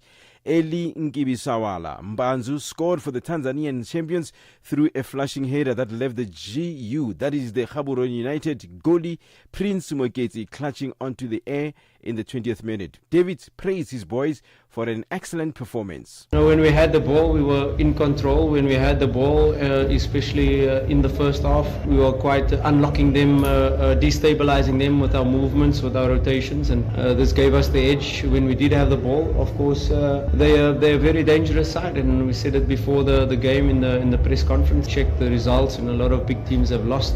So I'm very happy with the players, despite all odds, despite all the adversity that they faced. Coming here, they came here and got the result, clean sheet, well done. Netball news. The South African under-21 netball team has won its second Pool D match of the World Youth Cup tournament in Gibraltar, beating Trinidad and Tobago 105-15. The Baby Proteas have one foot in the quarterfinals after two convincing victories. They can secure the spot in the last 8 with victory over Malawi tomorrow afternoon. The Baby Proteas were forced into a change with 20-year-old Carla Victor stepping up to replace Jade Atkins, who picked up an injury against the Barbados on Saturday. But they continue to assert themselves at the tournament against their opponents from the Caribbean. Now, Tuesday's match against Malawi is at 5 p.m. Central African Time. Now, rugby news. South African Rugby President Mark Alexander has paid tribute to outgoing Springbok women's captain Nolusi Soboi following her decision to retire after a career of close to 2 decades. Boy, who started playing senior rugby in 2007, has confirmed their retirement after returning from the 2025 Women's Rugby World Cup in England. The Springbok women created their own history by reaching the quarterfinals of a World Cup for the first time ever. Some more rugby news. 22-year-old Beandre Dolph has captured the hearts of South Africans across the country after becoming the leading point scorer for the Springbok women after the 2025 Women's Rugby World Cup. From humble beginnings to superstardom, the Kariga-born star has become a beacon of hope in a community scarred by gun violence and gangsterism. Now, the passion soon caught the attention of scouts, leading to a provincial debut with Eastern Province, a stint with the Bulls Daisies, and ultimately the Springbok jersey. She says she's being scouted, and that scout changed her life. When I was in grade 9, the coach approached me, Coach Dion, he's like, come join the EP, like under 16s, to go play Craven Weeks, and I went there, and I played my first match against Border. It was like trials for Craven Weeks, and then I was like, no man, like this is actually fun and cool, and it's a lot of excitement, and like meeting new people from other areas, and then I was like, let me just take this journey on, and ever since that time I played rugby. Finally, tennis news. Reigning Wimbledon champion and world number 2 Iga Swiatek of Poland rallied from a set down to beat second seed Ekaterina Alexandrova of Russia 1-6, 7-6 and 7-5 in the final of the Korea Open tennis tournament in Seoul. This final marks Swiatek's 5th final of the season, and the trophy is her 3rd of 2025 and the 25th of her career. For any sports stories you'd like to share with us, please send an email to newsroom@channelafrica.co.za or call us on +2711 714 4459. This is Channel Africa Sport with me, Fidel Ngwati. Sports on Channel Africa. The African perspective. madapiri pazoshitika boma la dziko la south sudan alengeza kuti wachiwiri kwa mtsogoleri wa dzikolo Riek Machar akuyenera kuyankha mlandu ofuna kulanda dziko wakupha komanso okonza ziwawa, ndipo mtolankhani wathu nkummawa kwa africa Afresa unene akuwunikirapo muchikalata chomwe chinalengezedwa ndi nduna yoona zamalamulo komanso chilungamo ya dziko la south sudan. Chikalatachi chinalengeza kuti wachiwiri kwa president wa dzikolo Riek Machar apezeka ndi milandu yokupha, yofuna kuwukira boma komanso kulanda dziko ndi kuyambitsa ziwawa. Riek Machar akhala akusungidwa mokakamizidwa ku nyumba kwawo kuyambira mwezi wa Marichi chaka chino. Mwezi wa Marichiwu asilikali omwe mbuyomu anali mgulu lomwe limagwira ntchito limodzi ndi Machar anamenyana ndi asilikali a boma a South Sudan Defense Forces SPDF mu chigawo cha White Nile dziko zochitika pa nthawi ya 6 koloko kufikira 7 koloko madzulo, lolemba mpaka lachisanu ndi madapiri. And now, standing by, let's hand over the mic to Mr. Golden Voice for business news, Thabiso Lehuku. Business news on Channel Africa. The African Perspective. Good afternoon. Mali has approved 7 agreements granting the state more revenue from international and local companies in the latest push by the military government to extract more income from the sector. The Council of Ministers approved the exploitation and exploration agreements at its meeting on Friday. The agreements apply to gold mines, including the Sadiola project operated by Allied Gold subsidiary, B2 Gold's Fakhola mine and Resolute Mining's site at Siama, as well as Gangfeng's Bogoni project. Mali's military rulers introduced a new mining code in 2023, increasing royalties to 10 from 6.5% while expanding state and local ownership of mines to at least 35 from 20%. South African broadcasting company MultiChoice viewers can breathe a sigh of relief as French media giant Canal Plus has announced that their favourite shows will continue even after the company's takeover. This morning, in a conference call, Canal Plus made an official announcement regarding its mandatory takeover offer for the shares of MultiChoice Group. The French company confirmed it is now in effective control of the South African entertainment powerhouse.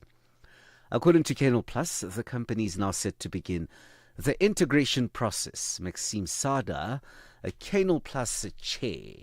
There will not be any duplication because what's beautiful in this combination is that there is no territorial overlap. This Canal Plus has been operating in close to 50 countries, 25 of them in Africa. MultiChoice has been operating in 16 African countries without any overlap.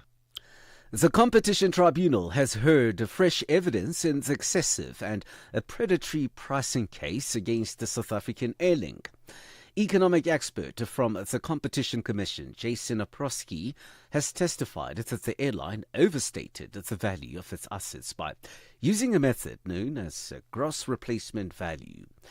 It is the full cost required to replace an asset with a new equivalent, including costs like purchase price, delivery, installation, and other associated expenses.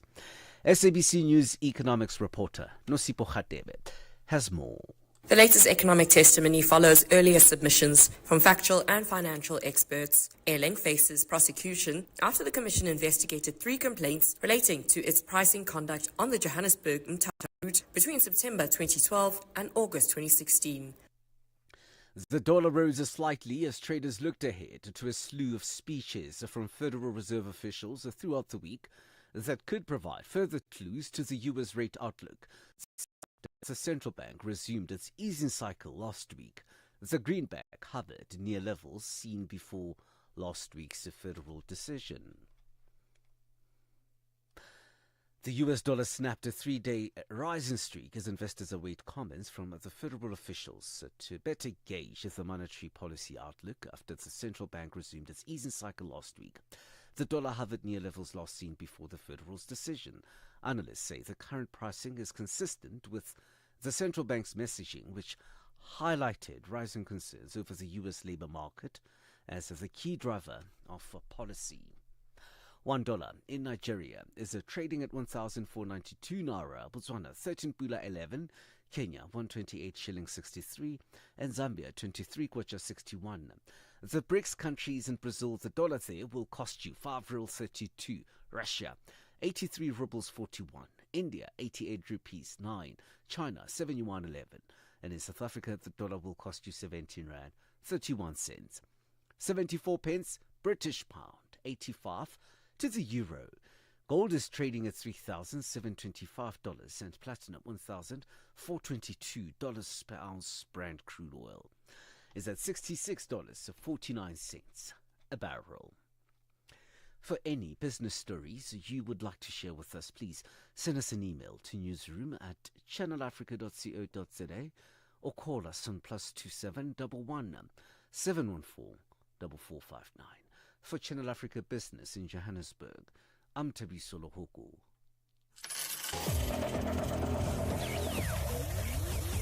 Business news on Channel Africa. The African Perspective. Você é fluente em português? É apaixonado por rádio e quer trabalhar na África do Sul? Você tem documentos que o qualificam para trabalhar na África do Sul?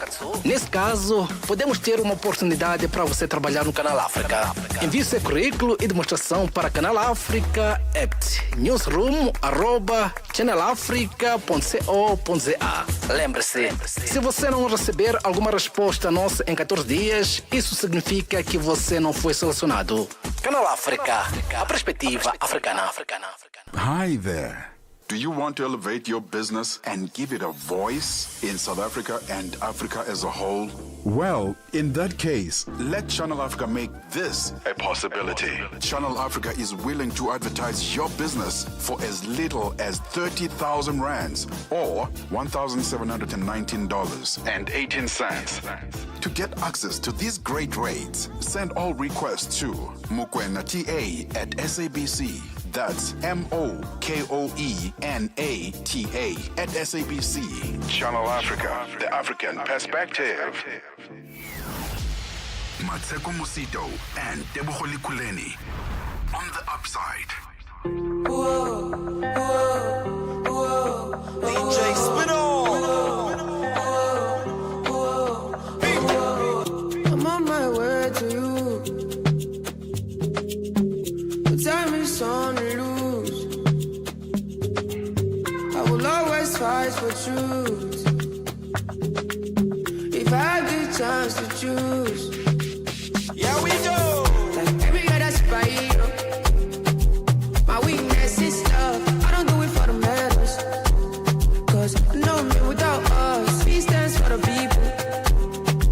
So I be on my way whenever you think you need to. 1, 2, 3. I'll be.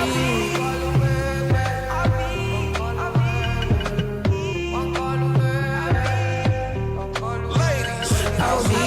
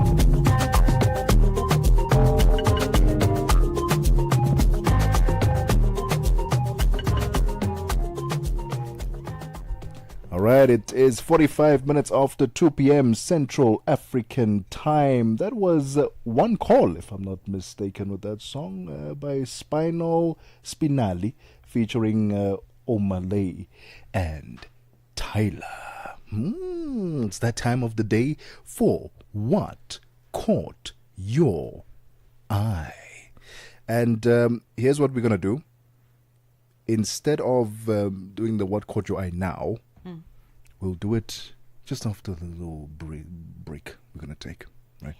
Because what I'm going to talk about is, I don't know if is there any international artist that would come to South Africa and you say, absolutely, I am going no matter what, I don't care, the ticket price, I will be there. Is there, I mean, this weekend you had Miss Lauren Hill, all right, that was amazing. But is there an international artist right now that you can think of? If they were to come to South Africa, you would lose your mind. I need front row tickets now. Yeah. Who? I would pay lots of money to see Zap Mama on stage. Zap Mama. Zap Mama. I mean, Really? it's a collective of, Yes. feminines. Yes. Familiar with them? Yeah, Really? I would pay. I would pay. You know, I would really pay. Whatever the cost. I would pay. Oh my goodness. Okay. I would pay. I would pay. I would pay a lot of money. I wonder. Who would it be for you? I know. Personally. So here's the thing. I consume music. I enjoy music, right? Yeah. Wonderful. Ooh, hilly. But I don't think I have particular artists that I would pay. And I know it sounds wrong. That you would bank work for. I know it sounds wrong, and it sounds like, oh, what do you mean? There are amazing artists out there. Personally, I don't know if there is an artist right now that I would pay an arm and a leg to go and watch live. Or simply because I'm not a big concert goer, I'm not a big festival person. That starts there. And as it stands, with me right now and my music taste, there is not a single artist that I would pay an arm and a leg to personally. So please don't come at me and say, what do you mean? There's so many great artists. I know, and I enjoy their music and I celebrate them, but there's not a single one that I would pay an arm and a leg to go and watch live. Beyonce. I believe it. Did she just Our say producers Beyonce? Our producers said Listen, Beyonce. Beyonce is amazing on stage. She's lovely to watch. I just thought of another one. Ooh. That I would pay money to watch. And in fact, she's going to be at the Joy of Jazz stage in South Africa this coming weekend. Okay. Omushangare. I would pay. Pay. I would pay to watch her on the stage. Okay. I'm glad you have those artists, because I'm going to talk about an artist during What Caught Your Eye that a lot of people also share the same sentiments. I would pay an arm and a leg just to go see this person. And you don't agree? No, not that I don't agree. Okay. Not that I don't agree. But there are some controversies around this particular person, this particular artist. The Beyonce story that our producer, Unsako, had mentioned. I know of a friend who went all the way to London, booked flights, booked everything just to go see Beyonce. Such a big fan they are of Beyonce. Paid flights, went to Paris, went to London, all that stuff. She was performing just to there. go watch her the Renaissance, is it the Renaissance Love or it. Cowboy or something like that? They were there because they're such big fans. And I don't know if there's an artist right now that I would pay an arm and a leg to fly across the world just to go and see. But that's just me personally. I'll share what caught my eye right after this. Darubini ya Afrika na I am Henry Shakif. Hifadhi kubwa ya dhahabu, madini adimu na madini ya msingi yameweza kugunduliwa katika wilaya ya Luamo na eneo pana la Karamoja. Hii taarifa ikoje? Ni kweli ni kwamba uchunguzi ulifanywa kwa muda wa miaka 5 na ugunduzi ni kwamba umeweza kupelekea nchi kupata ufanisi mkubwa hasa katika utajiri wa madini hapa nchini Uganda. Tumekuwa tuna madini katika bara la Afrika, lakini yamekuwa madini haya hayatunufaishi au kutusaidia kwa namna moja ama nyingine, na tumeendelea kuwa maskini. Unadhani nini kifanyike? Kubwa katika yote ni kwamba serikali inatakiwa kutoa mkakati mzuri utakaoweza kuwanufaisha kwanza raia wake. Darubini ya Afrika kila Jumatatu hadi Ijumaa kuanzia saa 11 kamili hadi saa 12 kamili jioni majira ya Afrika ya Kati. Whatever you want to hear about today's talk, you can only get it on the Upside. Every weekday, 2 to 5 p.m. Central African Time. Right, 9 minutes before 3 p.m. Central African Time. It's time for What Caught Your Eye. Listen, Kanye West apparently is coming to South Africa. I saw that. Okay, is that real? That's a real thing? I really don't know, but I've seen that circulates several times. Yeah. So I'm now led to believe that it is true. Although I'm yet to receive like proper confirmation. Yeah, let's ask our producer. Nsako, is Kanye coming? Yeah? You going to be there? Front row seat. Exactly. You see what I mean? It's exactly what I was talking about. Of course. Right? So Kanye is coming to South Africa, reportedly, come December period in South Africa. But the the concern that was being raised is the venue where this performance will be. It's said that it's going to be its only performance in Africa for the year 2025. It's going to be at Ellis Park, apparently, as it stands. Ellis Park, the rugby stadium in Johannesburg CBD. But people are not having it. They're like, no, of all the stadiums you could have gone to, you've got FNB Stadium, you've got maybe even Loftus, if you want, you've got Moses Mabhida in Durban, you've got Cape Town, you've got, why Ellis Park? And it has to do with the area. It's in CBD of Johannesburg, right? And so it raises a safety issue. For a lot of people who've gone to Ellis Park to go watch rugby, they've all reported the same thing, feeling very unsafe, the area, the neighborhood, so on and so forth. And that's where it's reported that Kanye West will be hosting this, his South African tour, whatever we're calling it, right? Is that enough for you to stay away from a Kanye West performance because it's at Ellis Park? Is it? Or Nsako says no. He's like, no, I'm still there. I'm still there. Yeah, look, I mean, when it comes to Ellis Park, we can really, we need an entire news bulletin and a half to discuss just, the history of... the significance of that stadium. Yeah, the history of Ellis Park is something else, man. Stampedes have happened there. The area, as we currently see it, is not in the most, wonderful, most decorated part of Johannesburg, and all of that. So choice of venue is definitely an important one, especially if you're going to bring an international act into a country. So I don't blame people who are actually asking questions, about why. And I think they deserve answers, especially if you're going to be paying for a ticket. You definitely need to know why it is that it's happening there. But yeah, Kanye West is an interesting one. Definitely not my musical taste at all. So you will not see me at that concert. Okay. No, all right. I mean, you won't even sniff me at that concert. Fair enough. So for me, it's also looking at it's going to be at Ellis Park, right? Knowing Kanye, or Ye as he's known now. Oh, is that what he's called now? Ye, yeah. I didn't even know yet that. Y-E, Ye. Oh. Yeah. So knowing Ye, he wants to be iconic, right? And for him, it's probably, there's no more iconic stadium than Ellis Park. That's where Nelson Mandela raised the trophy with Francois Pienaar at the 1996 Rugby World Cup against New Zealand, right? And many historical events have happened there. The flyover, the airplane flyovers there. It's historic. Maybe that's why he was like, yeah, let's go do it there. Because that's a historic stadium, and there's no need for me to go anywhere else. So I think Kanye had a big role in saying, let's do Ellis Park. Because of what it represents from that perspective.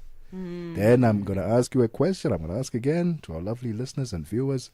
Does the venue matter? Will you still go to Kanye West or Ye's concert at Ellis Park, or are you going to stay away because you're not a fan of the venue itself or the location and the surroundings? Where do you stand? Let us know on our TikTok account at Channel Africa 1.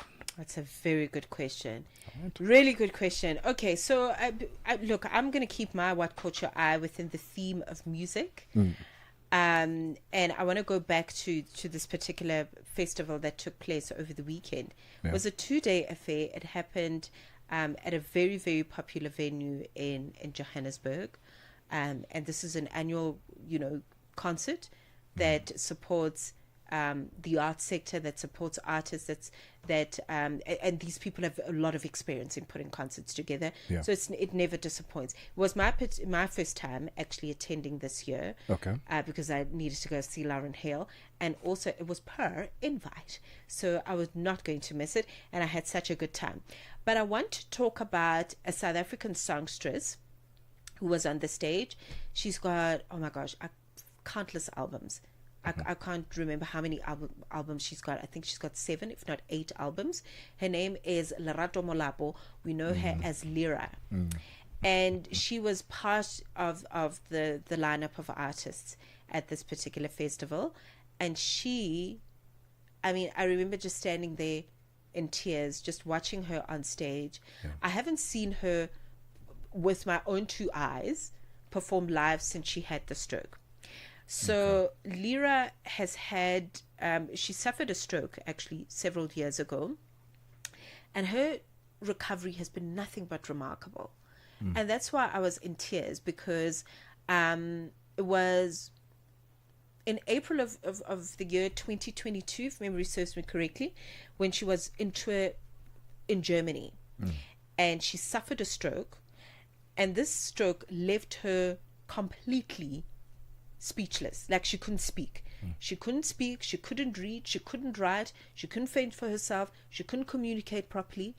But she publicized her recovery, and we watched her. 3 months later, she was able to start talking. She was able to start reading here and there, and slowly, kind of imperfectly trying to find her groove again in that space. And you can imagine how difficult that must have been. She suffered a divorce years before that, and then she lost her mother, and then there's the stroke, and so many heavy things happened in her life. And when I looked at her on stage, she just looked like this glorious, ethereal, gorgeous green goddess. She was just absolutely stunning, and I just couldn't help but cry, because she just represents not only resilience, but if you really are, if you just believe and have the faith of a mustard seed, anything is possible for you. So maybe you're going through a difficult time. Maybe you are suffering from illness, or you've lost your business, or you've gone under liquidation, or there's just some kind of adversity that's happening in your life. You can bounce back, ne? Please just look at Lyra. Go on her page. I think it's at Miss Lyra on Instagram, and you can have a look at her gorgeous outfit first of all, but really how remarkable her recovery is. If she stood on a stage in front of 10 million people and said to them, I had a stroke in the year 2022, they would be like, girl, sit down. You don't know what you're talking about. You didn't suffer from anything. It would be like she's lying. But her recovery is so, so, so inspiring. And it is proof that we can bounce back from anything. Wow. So I was just really, really inspired, and I'm so happy for her, very happy for her and her turnaround, and the fact that she is brave and courageous, and that she shared her story with us, because we wouldn't know the details of her recovery had she not shared them. So I'm really grateful to have had the privilege to have insight into her private details, because it has now enlightened me and inspired me that I can bounce back from anything, big or small. What an incredible woman. The outfit that she's talking about, go check it out on so Instagram. Gorgeous. Miss_Lyra. You won't be disappointed. It's 3 p.m. Central African Time. Let's get the latest news. SABC News. The African Perspective. Thank you, Tabaho. Top stories this hour. The WHO ramping up efforts to curb the Ebola virus in the DRC, and the trial of South Sudan's former vice president adjourned. Good afternoon. The World Health Organization African Region, WHO AFRO, says it's ramping up vaccination efforts to curb the spread of the Ebola virus in the Democratic Republic of Congo. The viral disease was detected about 2 weeks ago, with 35 deaths and 43 confirmed cases. The WHO says the virus is still confined to the Bulape and Mweka health zones in the Kasai province. This is the 16th Ebola outbreak in the DRC since the virus was discovered there in 1976.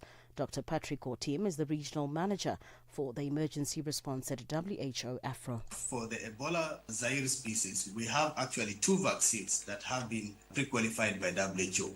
One is recommended for emergency response, which is the one that we are using now, the RVBO vaccine. And we have already vaccinated up to yesterday 1,500 contacts and their contacts, as well as the frontline health workers. We have on the ground now in Bulape up to 4,000 doses, and we are trying to ramp up the vaccination so that every new case that is identified, they are vaccinated quite quickly.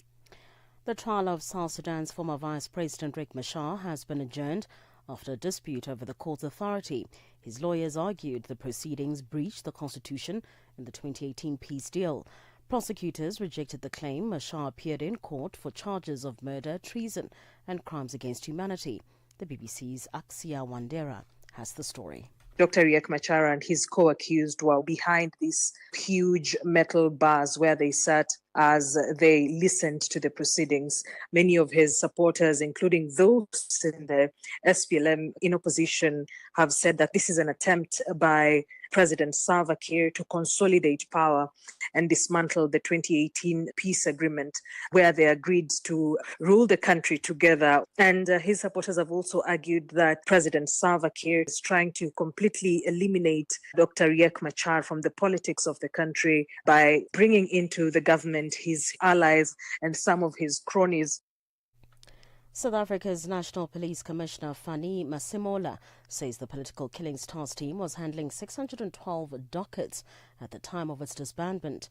Ngubeni is delivering his testimony before the Malanga Commission investigating criminality, political interference and corruption in the criminal justice system. He says that this reflects the total number of active cases at the time the decision was made to disband the unit last year. Ngubeni also says that he and co-commissioner Advocate Sesi Baloyi engaged on the issue. Yeah, it's an increase from 329 to then the current, which is 612.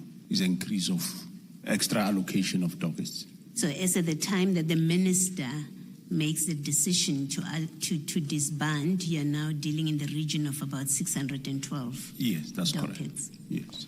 Still in South Africa, the Correctional Services Department says the National Summit on the Parole Review System, which kicked off today, forms part of a comprehensive process to address concerns regarding the parole setup.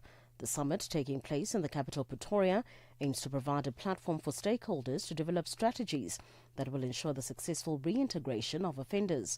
National Correctional Services Commissioner Mahoti Tobachale. Recently, the parole system has been under a lot of pressure because of practical examples of what our parolees become when they get to be released and when they are completing their sentence amongst members of the community. The victims have a perspective, the parolees themselves have a perspective, different structures in communities have a perspective. We also as the department have a perspective. And our perspective is very simple. It is that when you are on parole, you are still serving a sentence.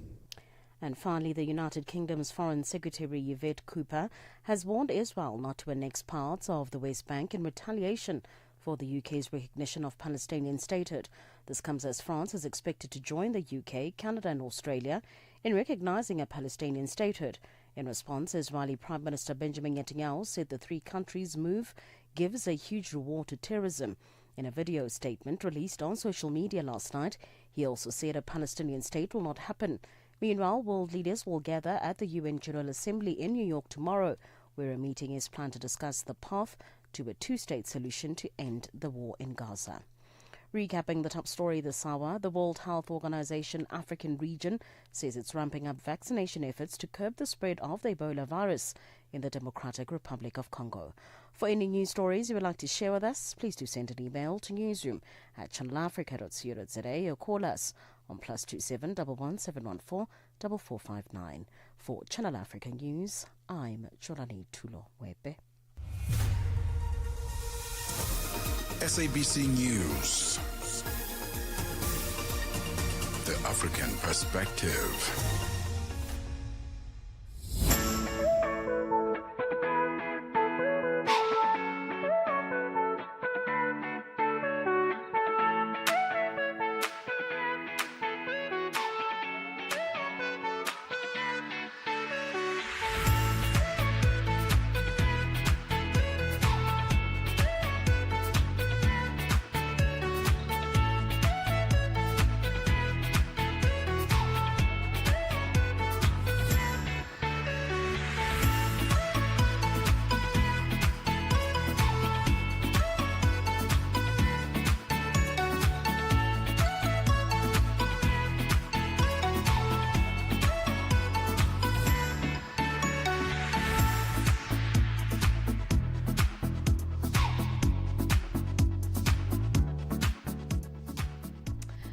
7 minutes into the final hour of the Upside. That's 7 minutes into 3 p.m. in Central African time. Thank you for staying with us. I'm really trying not to bring the off-air shenanigans on air, all right? So please forgive me. But we're very, very excited in this hour to be engaging with a very intelligent somebody, okay? Only a decade of their life. They've only been in existence for a decade, and he is already a chief executive officer of something. All right. So from the classroom of Sandton to the global stage of the Maldives, we are looking at South Africa's children who are really just proving that the space of entrepreneurship is a big place, and it also knows no age.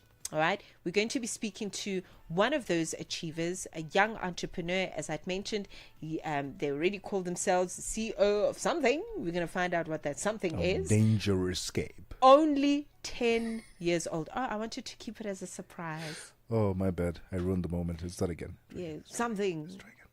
Of something. Okay, and we're gonna talk. We're gonna talk about entrepreneurship, what that looks like for a 10-year-old, and how they have built what looks like is going to be an empire. And I love that. I really, really think that the future is a big place. Almost anything can happen, especially for young people and their progression on the African continent. And if you look at the tools that young people have access to, it's not just toxic stuff on social media. There are tools there that can really help them in their studies, help them in the pursuit of business. I was watching Vusi Tembagwayo, who is also a South African global speaker. He calls himself a venture capitalist as well, I think. And he's got a podcast, and I saw a clip that went viral on one of his pages. He was talking to an Asian gentleman. Excuse me, I'm not sure what he does for a living, but he's an entrepreneur actually, and he said he knew at the age of 11 that he wanted to be an entrepreneur. He already knew. Was it not Robert Kiyosaki? Could have been. No. Okay, not him, not Rich Dad Poor Dad. He could look like Rich Dad Poor Dad, but it's not Robert Kiyosaki. But he's definitely, probably from the same bloodline. But this gentleman said he knew from the age of 11 that he wanted to be an entrepreneur. So children know. They know what they want to do. They know that they want to be artists and entrepreneurs, educators, and earth stewards. They know already. It's us, the adults, that ruin it for them, if you really ask me for truth and honesty. We ruin it for them because we tell them, no, that's not what you want to do. You want to be a lawyer. No, I don't want to be a lawyer. I want to be an entrepreneur. So we're going to speak to this wonderful 10-year-old, and we're going to talk about their startup and how they are championing it. I love it. In schools, I know some schools used to do, I don't know if they still do it, Entrepreneur Day. Or not even, is it Entrepreneur Day? Oh, we used to have that. Where they allow the kids to be entrepreneurs for the day. They would set up their own little stand, and then they would sell whatever it is they're selling, whether it's an experience or a product. And it's those little concepts that you're introducing in the school environments that allow them to be exposed to even greater opportunities and more opportunities outside of the doctor, lawyer, what. And that there's no shame in following your dream. Nothing wrong with that. Really no shame in it. You don't have to be a sheep. You can be you, and you will be successful at it. Love that. All right, it's 10 minutes after 3 p.m. Central African time. That conversation with our boss baby is coming up next. Channel Africa, your voice, your sound, and your home. Stay logged right here. Es-tu préoccupé par quelque chose? Es-tu passionné par les questions qui comptent? As-tu une voix qui mérite d'être entendue? Eh bien, nous avons la plateforme parfaite pour toi. Téléphone-nous ou fais-nous un WhatsApp au +27 66 408 87 42 et nous te rappellerons. Sois dans la conversation. Salut Channel Africa, ici Beno le diamant rouge et Binal Sport depuis le Cameroun, le pays des lions. Voilà. Sois dans la conversation. conversation. Il ne s'agit pas seulement de parler, mais c'est ta chance d'exprimer ton point de vue, de partager tes opinions et de t'engager avec une communauté qui valorise ton avis. Suivez-nous sur les réseaux sociaux, visitez notre site www.channelafrica.co.za et préparez-vous à partager vos points de vue sur Channel Africa, la perspective africaine. The Upside, taking the African perspective to fresh levels.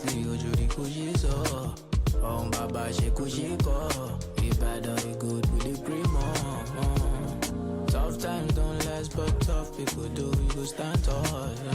Eyes red like we joke.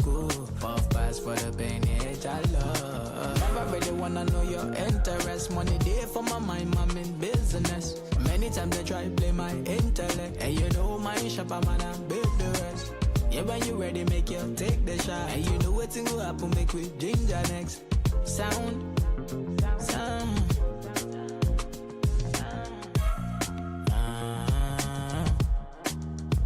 And I know the man feel tonight. I know man, I want it tonight. One my feel alright. Yeah, come my people make we day tonight. Make we follow, make we all line. One my feel alright. I know mine I will be tonight. No apologies tonight. One my feel alright. I love my D's tonight. Sometimes that's what it be sometimes. Push on the one shola. I told me about ni mo she ni pola. Aye ba get pẹ̀lú VVS. Ko ma da fún better select ni TBS. She tell me say she go live if the love no need to money. Relationship with money no day, it go later boring. It go later sour, it go later scatter. She go serve it breakfast on the bigger platter. I say that's why I pray every night and day that I get paid so I can slay. Life show me pepper, many things I can't say. Chance to Marie, more they take advantage. Had no choice, so I pay the price. My gay bread, me I thought to slice. All the dirty for my life, me I sanitize. Money's true, get size, better realize.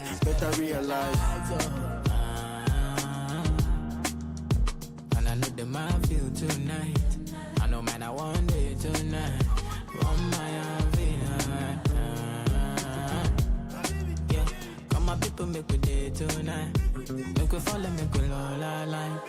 Everybody falling, no you're just falling. Big bag every day calling. We don't take, no we don't talking. Top feeling, yeah my brother trust me. We don't talk kings every day balling. I know they mind when things come storm me. Me you and leg where she thought I deal with my people they ginger. And the sound they pass up the speaker.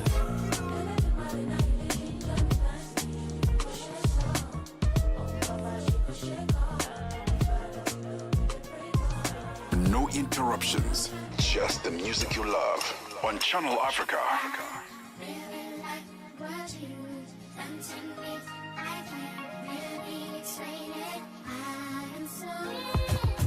Talking like you're ready, can you handle that?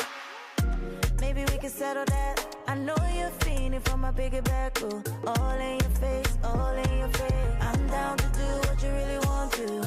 Champagne with a little fun, yeah. Show me what you really want. Nobody do me as good as you. See my record, just like magic. Drive me loco, automatic, so electric. Roboto, oh you give me such an essence, I can hack it. So spiritual, fresh out the package. Oh, I rap like bandage on you.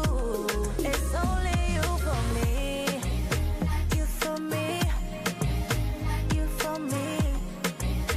Oh, I'm into you for me.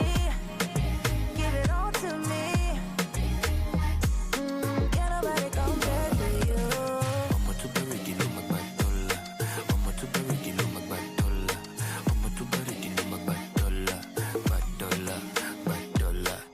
Already you giving me what I wanna. Nobody fit to they can never ever. Caesar, call you my Caesar. I'm still a diva, but I'm a keeper. It's your ability for stability. It's how you keep me out in captivity. Oh, me like it. You know I'm for it. See my recoil, just like magic. Drive me loco, automatic, so electric. Roboto. Oh, you give me such an essence, I can hack it. So spiritual, fresh out the package. Oh, I wrap like bandage on you. It's only you for me. You for me. You for me. Oh, I'm into you for me.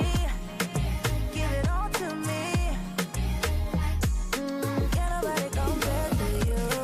Ọmọ tó bẹ̀rẹ̀ ìdí ló máa gbà dọ́là. Ọmọ tó bẹ̀rẹ̀ ìdí ló máa gbà dọ́là. Ọmọ tó bẹ̀rẹ̀ ìdí ló máa gbà dọ́là. Gbà dọ́là, gbà dọ́là. 17 minutes after 3 p.m. Central African Time. You for me, Tiwa Savage there. And before that, we had IDK by Wizkid featuring Zlatan. All right, it's that time of the day where we get inspired. This time around, we are getting inspired by some youngsters who are getting into the entrepreneurial space at a very young age. I don't know what you are doing, Matsaka, at 10 years old. But I was not starting businesses at that age. I actually was. You were starting a business? At 9 years old, we had a very popular green bank come to my primary school. And we started, so it wasn't just entrepreneurship day for my class of 1956. A long time ago is the point I'm trying to make. But yeah, I was 9 years old when this particular bank came to school, opened bank accounts for each of us. Wow. And we started a brand called Brad Snacks. And they gave you a catalog with all the snacks that you can sell. And you do it for a year. And it exposes you to entrepreneurship. Every cent you make was yours. And it went into your very famous bank account. I actually ended up keeping that savings account for over 20 years post starting it through Brad Snacks. So yeah, that was a fun journey. But yes, we are talking entrepreneurship with two very young, very ambitious gentlemen that are in studio with us, because South African children are just proving to us on a day-to-day basis. In fact, African children overall are really tapping into entrepreneurship and reminding us that the space of entrepreneurship is a big place and it's got no age. So a space known as Mini Boss Business School in Johannesburg has recently returned from the Global Business Week and the Startup World Cup Championship, where their teams walked away with multiple awards. So amongst the standout achievers is a 10-year-old CEO who built a business called Danger Escape, showing the world that the future of business leadership is already here.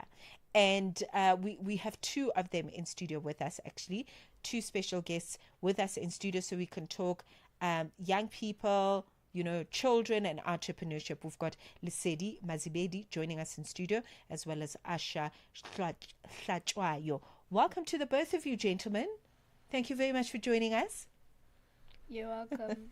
Thank you very much. I know you're both very nervous about how long this is going to take. It's not going to be very long. And also, we're not going to ask you anything you can't answer. This is all about you and your entrepreneurship journeys. Are you excited to be here?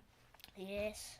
That's exciting. And we're going to have a conversation with them and find out about their businesses. We also need to have a conversation with the Mini Boss and Big Boss Business School, shall we say, not even a parent, maybe the founder, maybe the chief of the chief. Is that a thing? The chief whip. Wendy Silinyana. Wendy, thank you so much for your time. Welcome to the Upside. Tell us more about Mini Boss and Big Boss Business School, Johannesburg. Thank you for having us. As you have introduced me, my name is Wendy Silinyana, Director and franchisee for Mini Boss Business School, Johannesburg.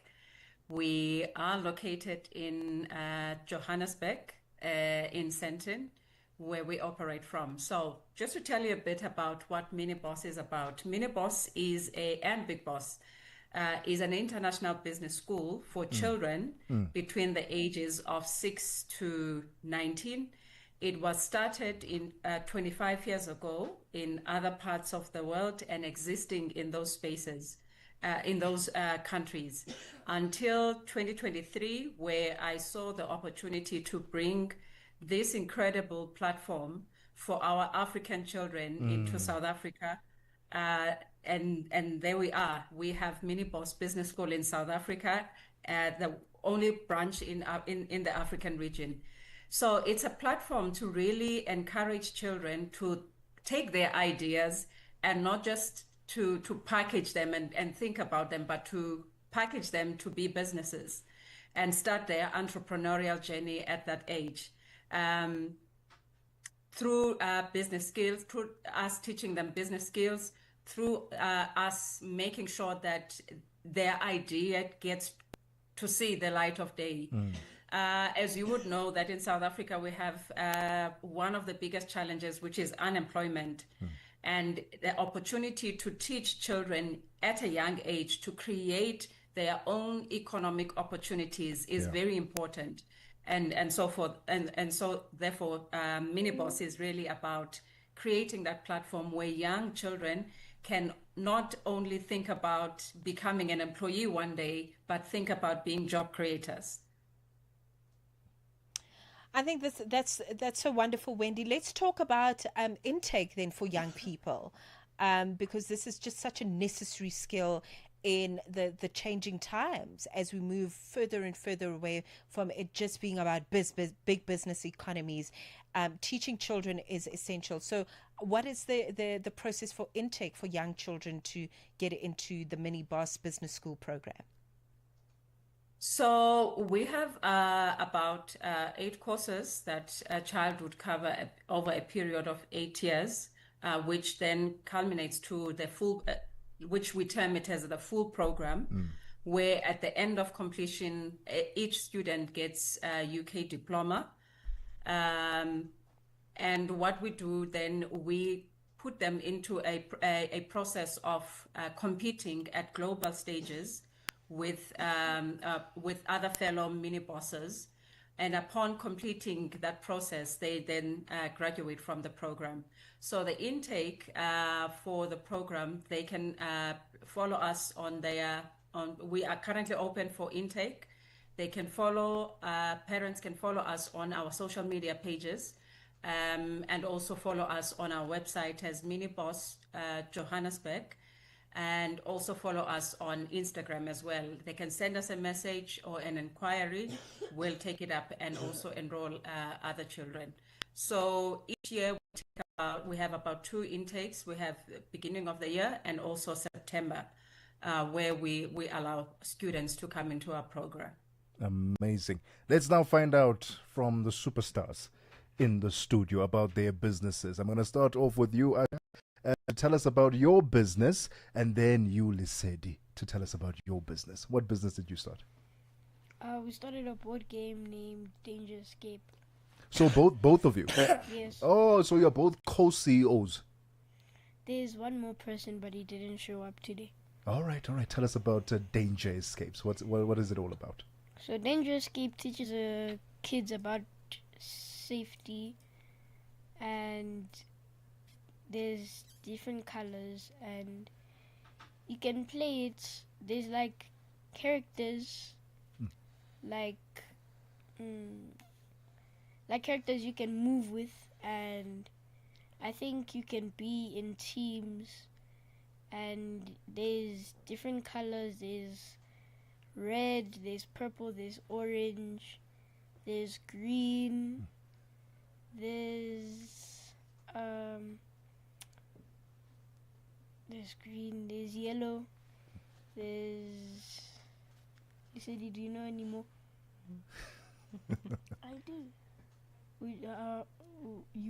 How much? Do the colors mean anything? Yes, they do. What do the colors mean? So green means traffic and road safety. Okay. Yellow means stranger danger. Orange means trust your instincts. Red means fire and home safety. No, purple actually means fire and home safety, and red actually means emergencies. I love this. Teaching kids to be safe. That's amazing. Stay away from dangerous spaces and people. Is this an app? No. It's not an app. No. So if you were to describe the business, how is it a business that can be rolled out in the schools? Where did it first start for you when you started this business? In your own school or at home? Where did it start? It started at Minibus School. At Minibus School? Yes. That's where it was conceptualized. And who was the brainchild? Was it you or was it... It was Lisedi, and it was the other person that didn't show up. Okay. Lisedi, let's talk about concept, because also this is a group project, as it were, a group business that you've started with your fellow, classmates and schoolmates, as it were, and age mates. Excuse me. Let's talk about how you conceptualized it, and how did you guys agree that this is the concept you want to go for? How did you agree that all of you agree? Because there's three of you. Hey, Asha, how did the three of you agree that, okay, we're on the same page, gentlemen, let's go for it?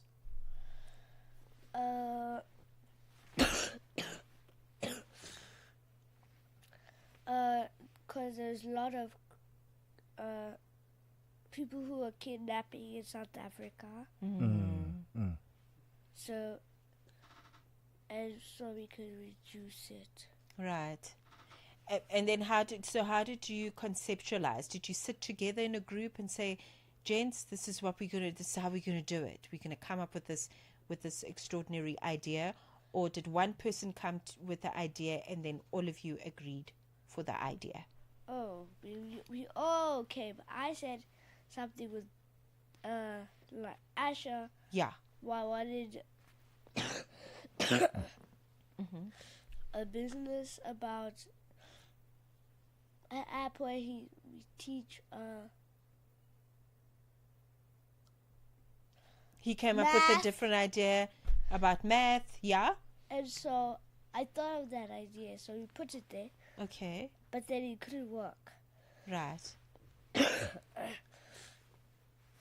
And then that was my thought. And then Teacher Wendy said we should look at all the problems. Yes. So we looked at all of them. So then we picked. Teacher Wendy said, pick 5. We picked 5, and then we picked 1. We picked. And then you decided on the one concept. Yeah. Okay, that sounds wonderful.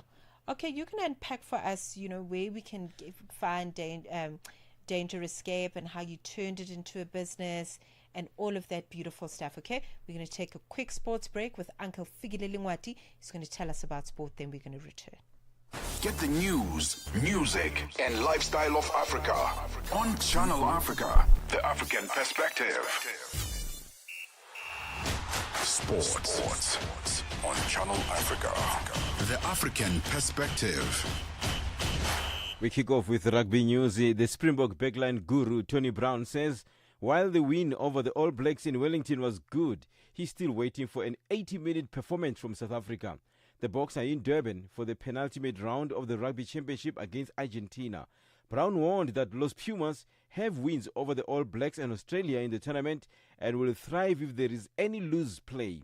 Brown, the backline coach, wants the Boks to guard against mistakes. Good performance against the All Blacks, but Argentina are a different team playing pretty good rugby. They've beaten the All Blacks already, they've beaten Australia, so the message to our guys is if we don't prepare as well as we can, we don't,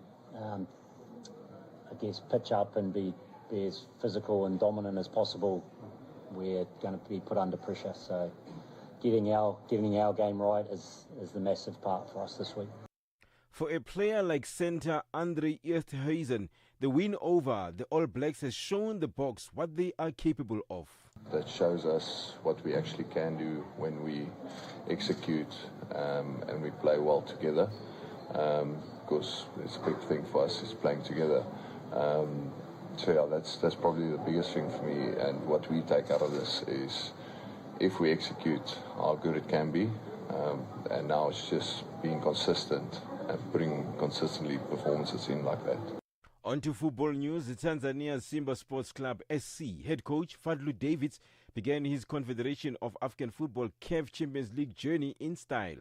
This after the master tactician side stunned the stubborn Gaborone United, the GU, 1-0 in a Champions League encounter played at Obed Itani Chilume Stadium in Francistown in Botswana at the weekend. Eli Nkibisewala Mpanzu scored for the Tanzanian champions through a flashing header that left the GU goalie Prince Moketi clutching onto the air in the 20th minute. Davids praised his boys for an excellent performance. When we had the ball, we were in control. When we had the ball, especially in the first half, we were quite unlocking them, destabilizing them with our movements, with our rotations, and this gave us the edge when we did have the ball. Of course, they're a very dangerous side, and we said it before the game in the press conference. Checked the results, and a lot of big teams have lost.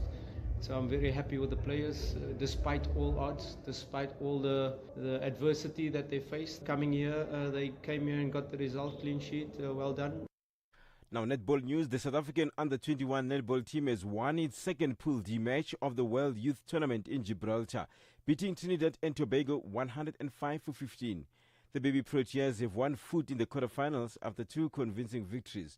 They can secure their spot in the last 8 with victory over Malawi tomorrow afternoon. The Baby Proteas were forced into a change with 20-year-old Carla Victor stepping up to replace Jade Atkins, who picked up an injury against Barbados on Saturday. But they continue to assert themselves at the tournament and against their opponent from the Caribbean. Following their comfortable victory over Barbados on Saturday, the Baby Proteas were even more ruthless against Trinidad and Tobago. Tuesday's match against Malawi is at 5 p.m. Central African Time. On to tennis news.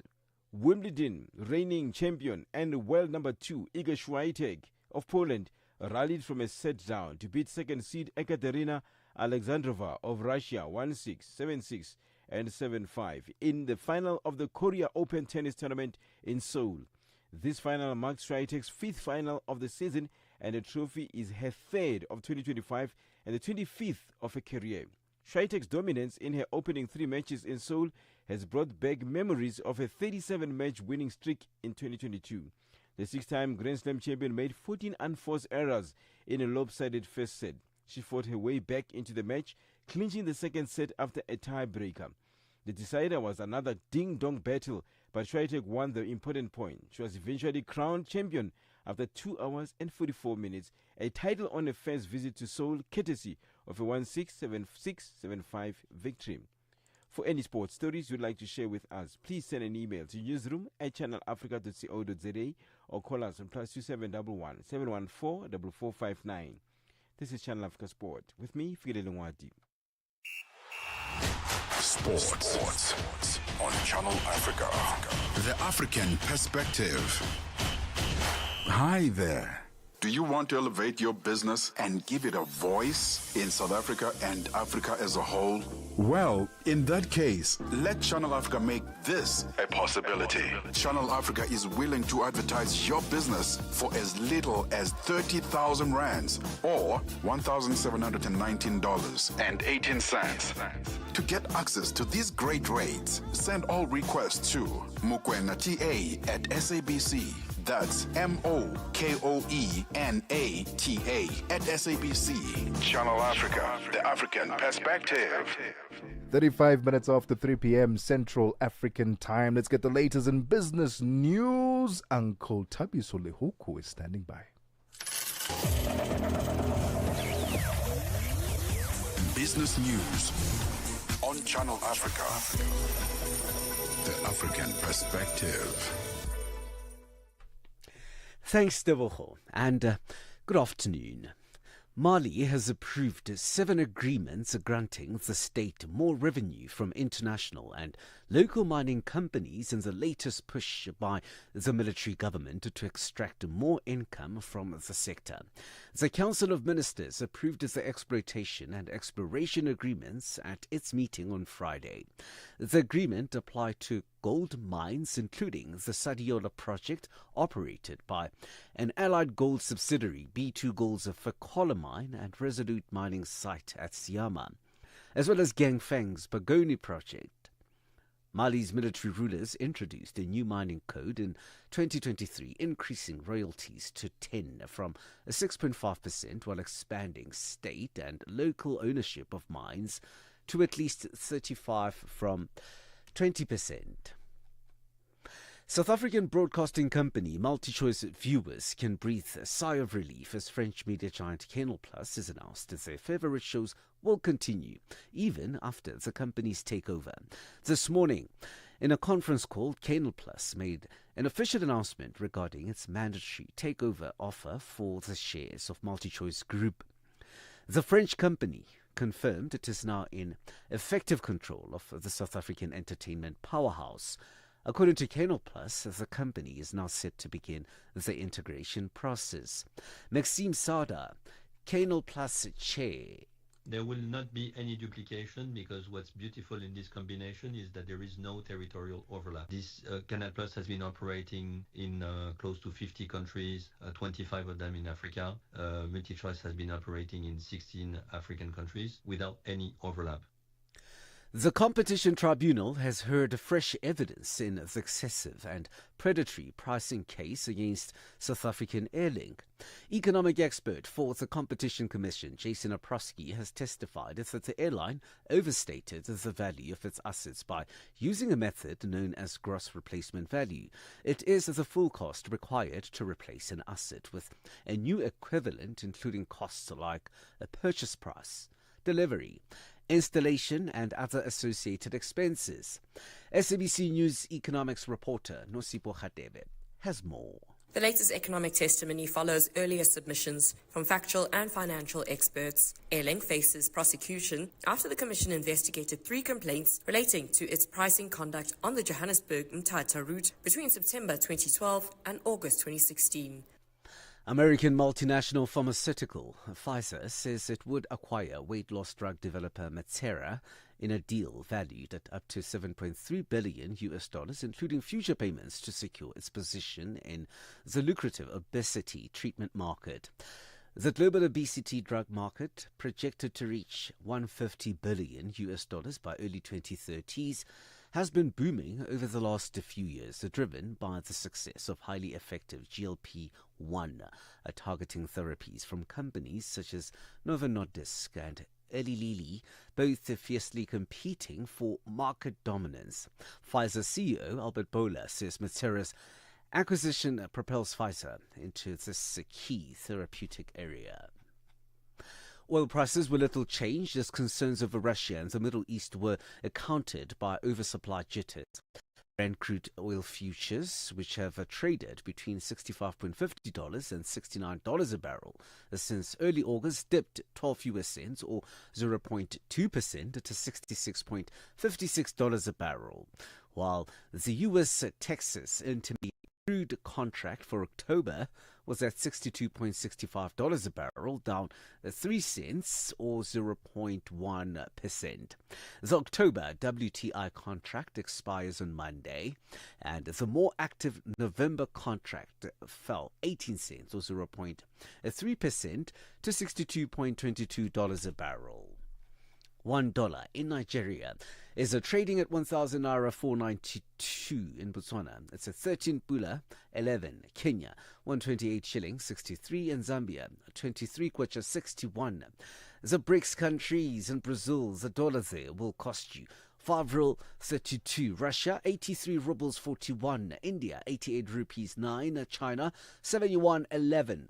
And in South Africa, the dollar will cost you 17 rand 31 cents. $1 is trading at 74 pence to the British pound and 85 to the euro. Gold at $3,725 and platinum $1,422 per ounce. Brand crude oil is at $66.49 a barrel. For any business stories you would like to share with us, please send us an email to newsroom@channelafrica.co.za. or call us on +2711 714 4459. For Channel Africa Business in Johannesburg, I'm Tabisolo Hoko. Business News on Channel Africa. The African Perspective. Get Channel Africa on DSTV Audio Bouquet. Channel 802. The music you love. The music you love.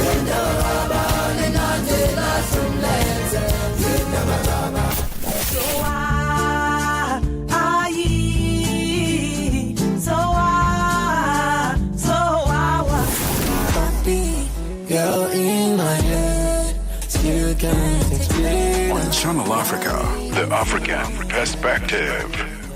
Ukatili wa kijinsia unaharibu maisha na kutenga jamii. Hutokea nyumbani, shuleni, kazini na mara nyingi kwa ukimya. Lakini hauwezi kuendelea. Ukiona, ongea.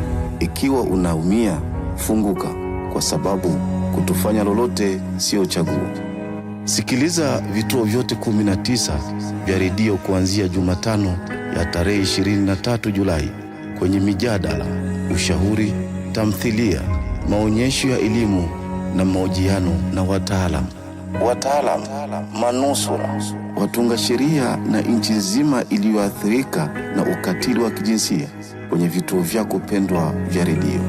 Piga simu 0800 428 ili kuripoti unyanyasaji au kupata msaada. GBV ikomeshwe na wewe. Ujumbe huu umeletwa kwenu na shirika la SABC. This is The Upside for the best African vibes. Groundbreaking content.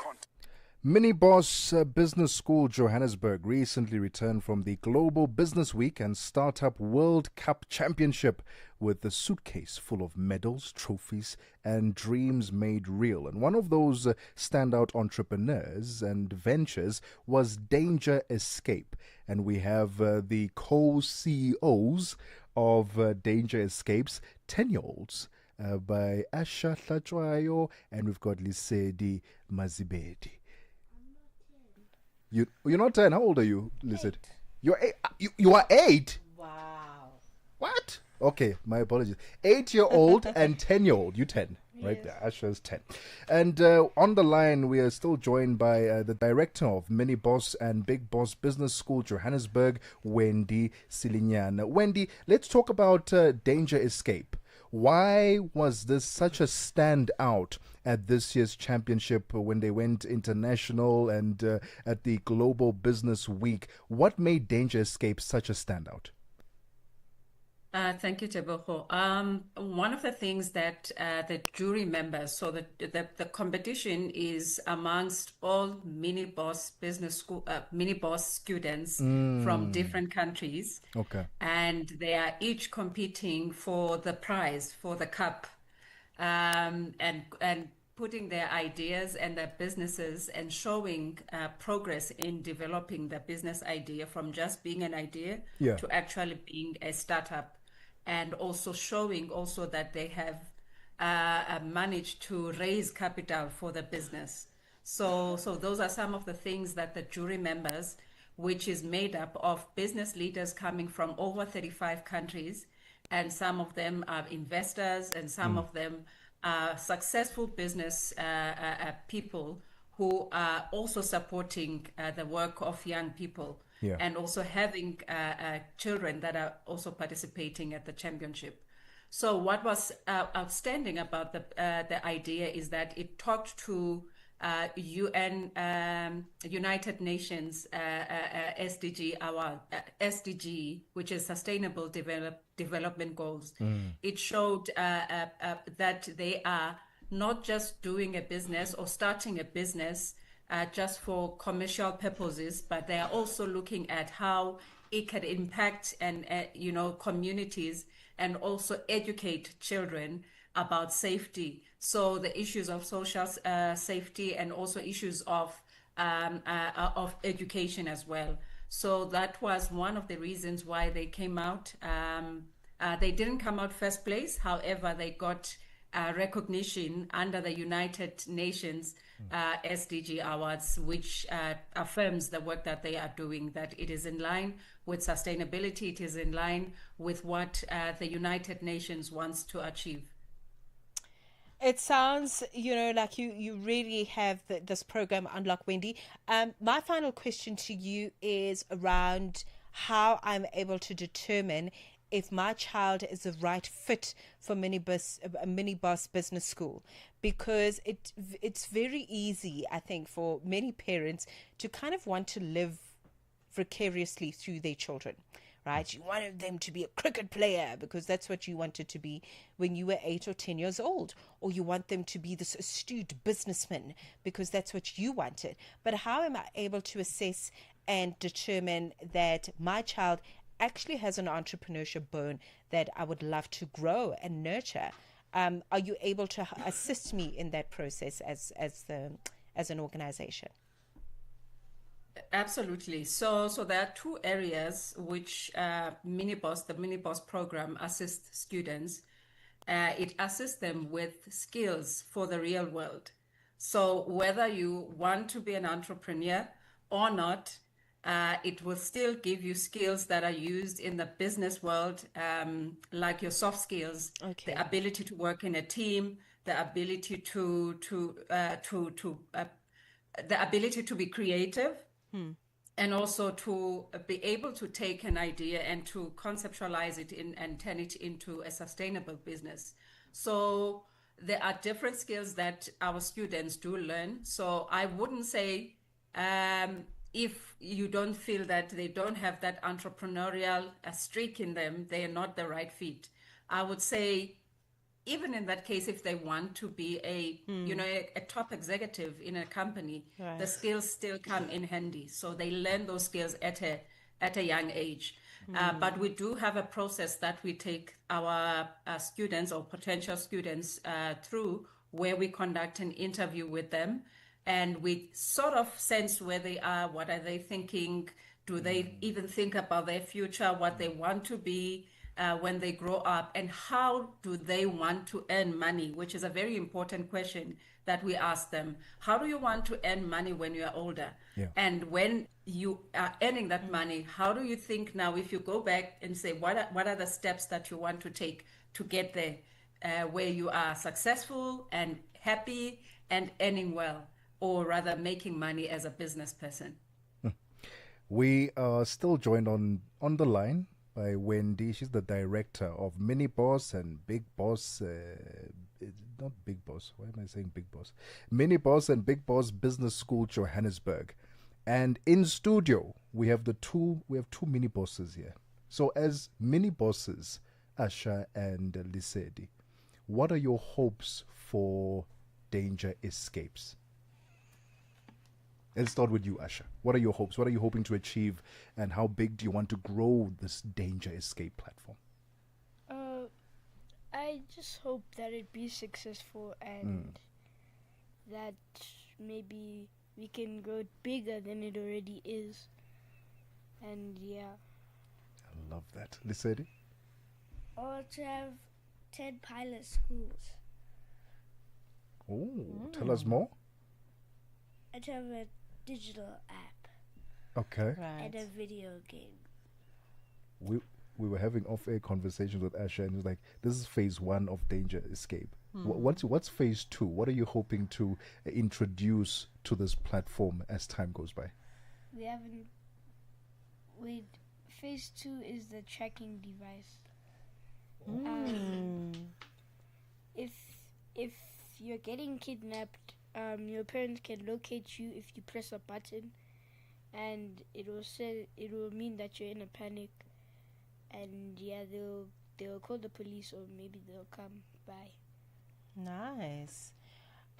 Okay, so one day you are going to be very big people in the space of business, okay, and you're going to do amazing things.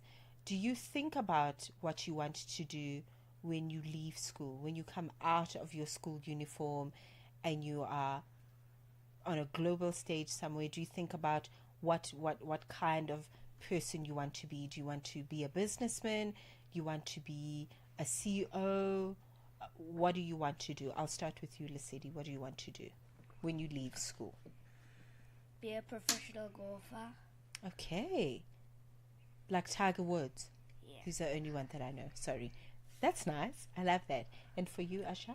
I want to be a businessman. Okay. What kind of business do you think you would love to have, impact in the world? What kind of business do you want to start? Is it going to be in tech? Is it going to be in music? Is it going to be in science? What kind of business? I haven't thought of it yet. Okay, you're getting there. You're very close. You're very close. That's very important. Yeah. I love the fact that you're thinking along those lines. Wendy, for parents who'd like to enroll to a Mini Boss and Big Boss Business School Johannesburg, where can they find information, social media platforms, as well as website, please?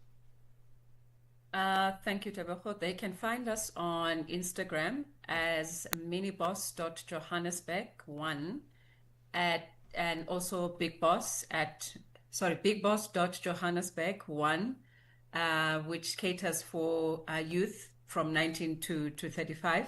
Wow. And they can also find us on LinkedIn as Mini Boss Business School Johannesburg, Facebook as Mini Boss Business School Johannesburg, and yeah, I think I've said all the social media pages, and they can find all the information there. And also there's a line that they can reach us on, send a WhatsApp, or even send an email to try to get to us. And we are currently open for intake for 2026. So we walala wasala. Absolutely. Thank you so much, Wendy.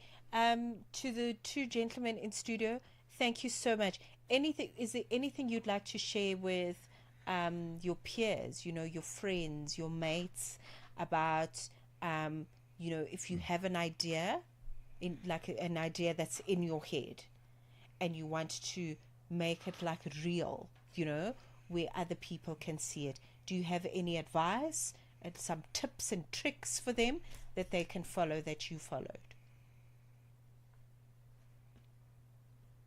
Like how you did it, maybe one or two things that you did. You can be like, well, a good place to start, maybe just start writing the idea down or something like that. Yeah, write the idea down. Write it down, hey? That's a good place, hey? Yeah, and then what would you add to that? You'll always fail first, but then you'll be successful after. Oh my goodness. Drops mic. I love that. At 10 years old. At 10 years old, I was still doing botmas. I didn't have such cool phrases and lines to say. Asha and Lisedi, congratulations. We are inspired. Keep doing the incredible work you're doing. And we can't wait to see the next iteration, the next phase of Danger Escape. And we hope that across every single school, every single child has access to Danger Escape. But thank you so much for your time this afternoon. To Wendy as well, the director of Mini Boss and Big Boss Business School Johannesburg, Wendy Silinyana. It's now 5 minutes before 4 p.m. Central African time. Let's take a quick breather before we get back and hand over the reins to the Queen of Africa in business. That's Thami Ngubeni. This September, Channel Africa celebrates Heritage Month, a time to honor the stories, the rhythms, and the languages that make us who we are. Whether you're in Lagos or the shores of Zanzibar, to the mountains of Lesotho or the markets of Dakar, we are united in diversity. Najivunia kuwa Mwafrika. Kukondolera Afrika ndiye nduwake. Proudly African and fabulous. Let us preserve our languages. Let's embrace our uniqueness. Let's embrace our cultures and celebrate the beauty of our continent. Channel Africa, the African perspective. Midday vibes, great programming, and good company. This is Channel Africa. Yeah. Dele, yeah. Puff, puff, pass. My Mary Jane. I'm high on life. Wanna meditate. So allow me, make I enjoy life. Cause problem not the finish, oh. Every day different wahala. Problem not the finish, oh. I just wanna party every day. I just wanna party every day. So pass me the Dutchie. Pretty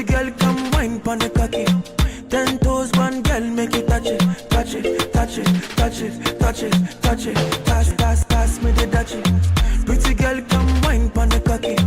10 toes, one girl, make it touch it. Shut up and bend over. Let your back do the talking over. So back up and bend over.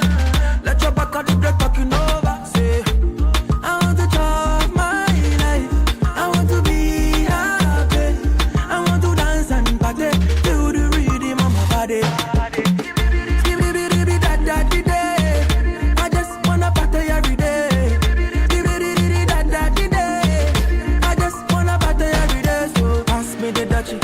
Pretty girl, come wine pon the cocky. 10 toes, one girl, make it touch it. Pass me the dutchie. Pretty girl, come wine pon the cocky. 10 toes, one girl, make it touch it. Puff, pass. My Mary Jane. I'm high on life. Wanna meditate. So allow me, make I enjoy life. Cause problem not the finish, oh. Every day different wahala. Problem not the finish, oh. Pass me the dutchie. Pretty girl, come wine pon the cocky. 10 toes, one girl, make it touch it. Pass me the dutchie. Pretty girl, come wine pon the cocky. 10 toes, one girl, make it touch it.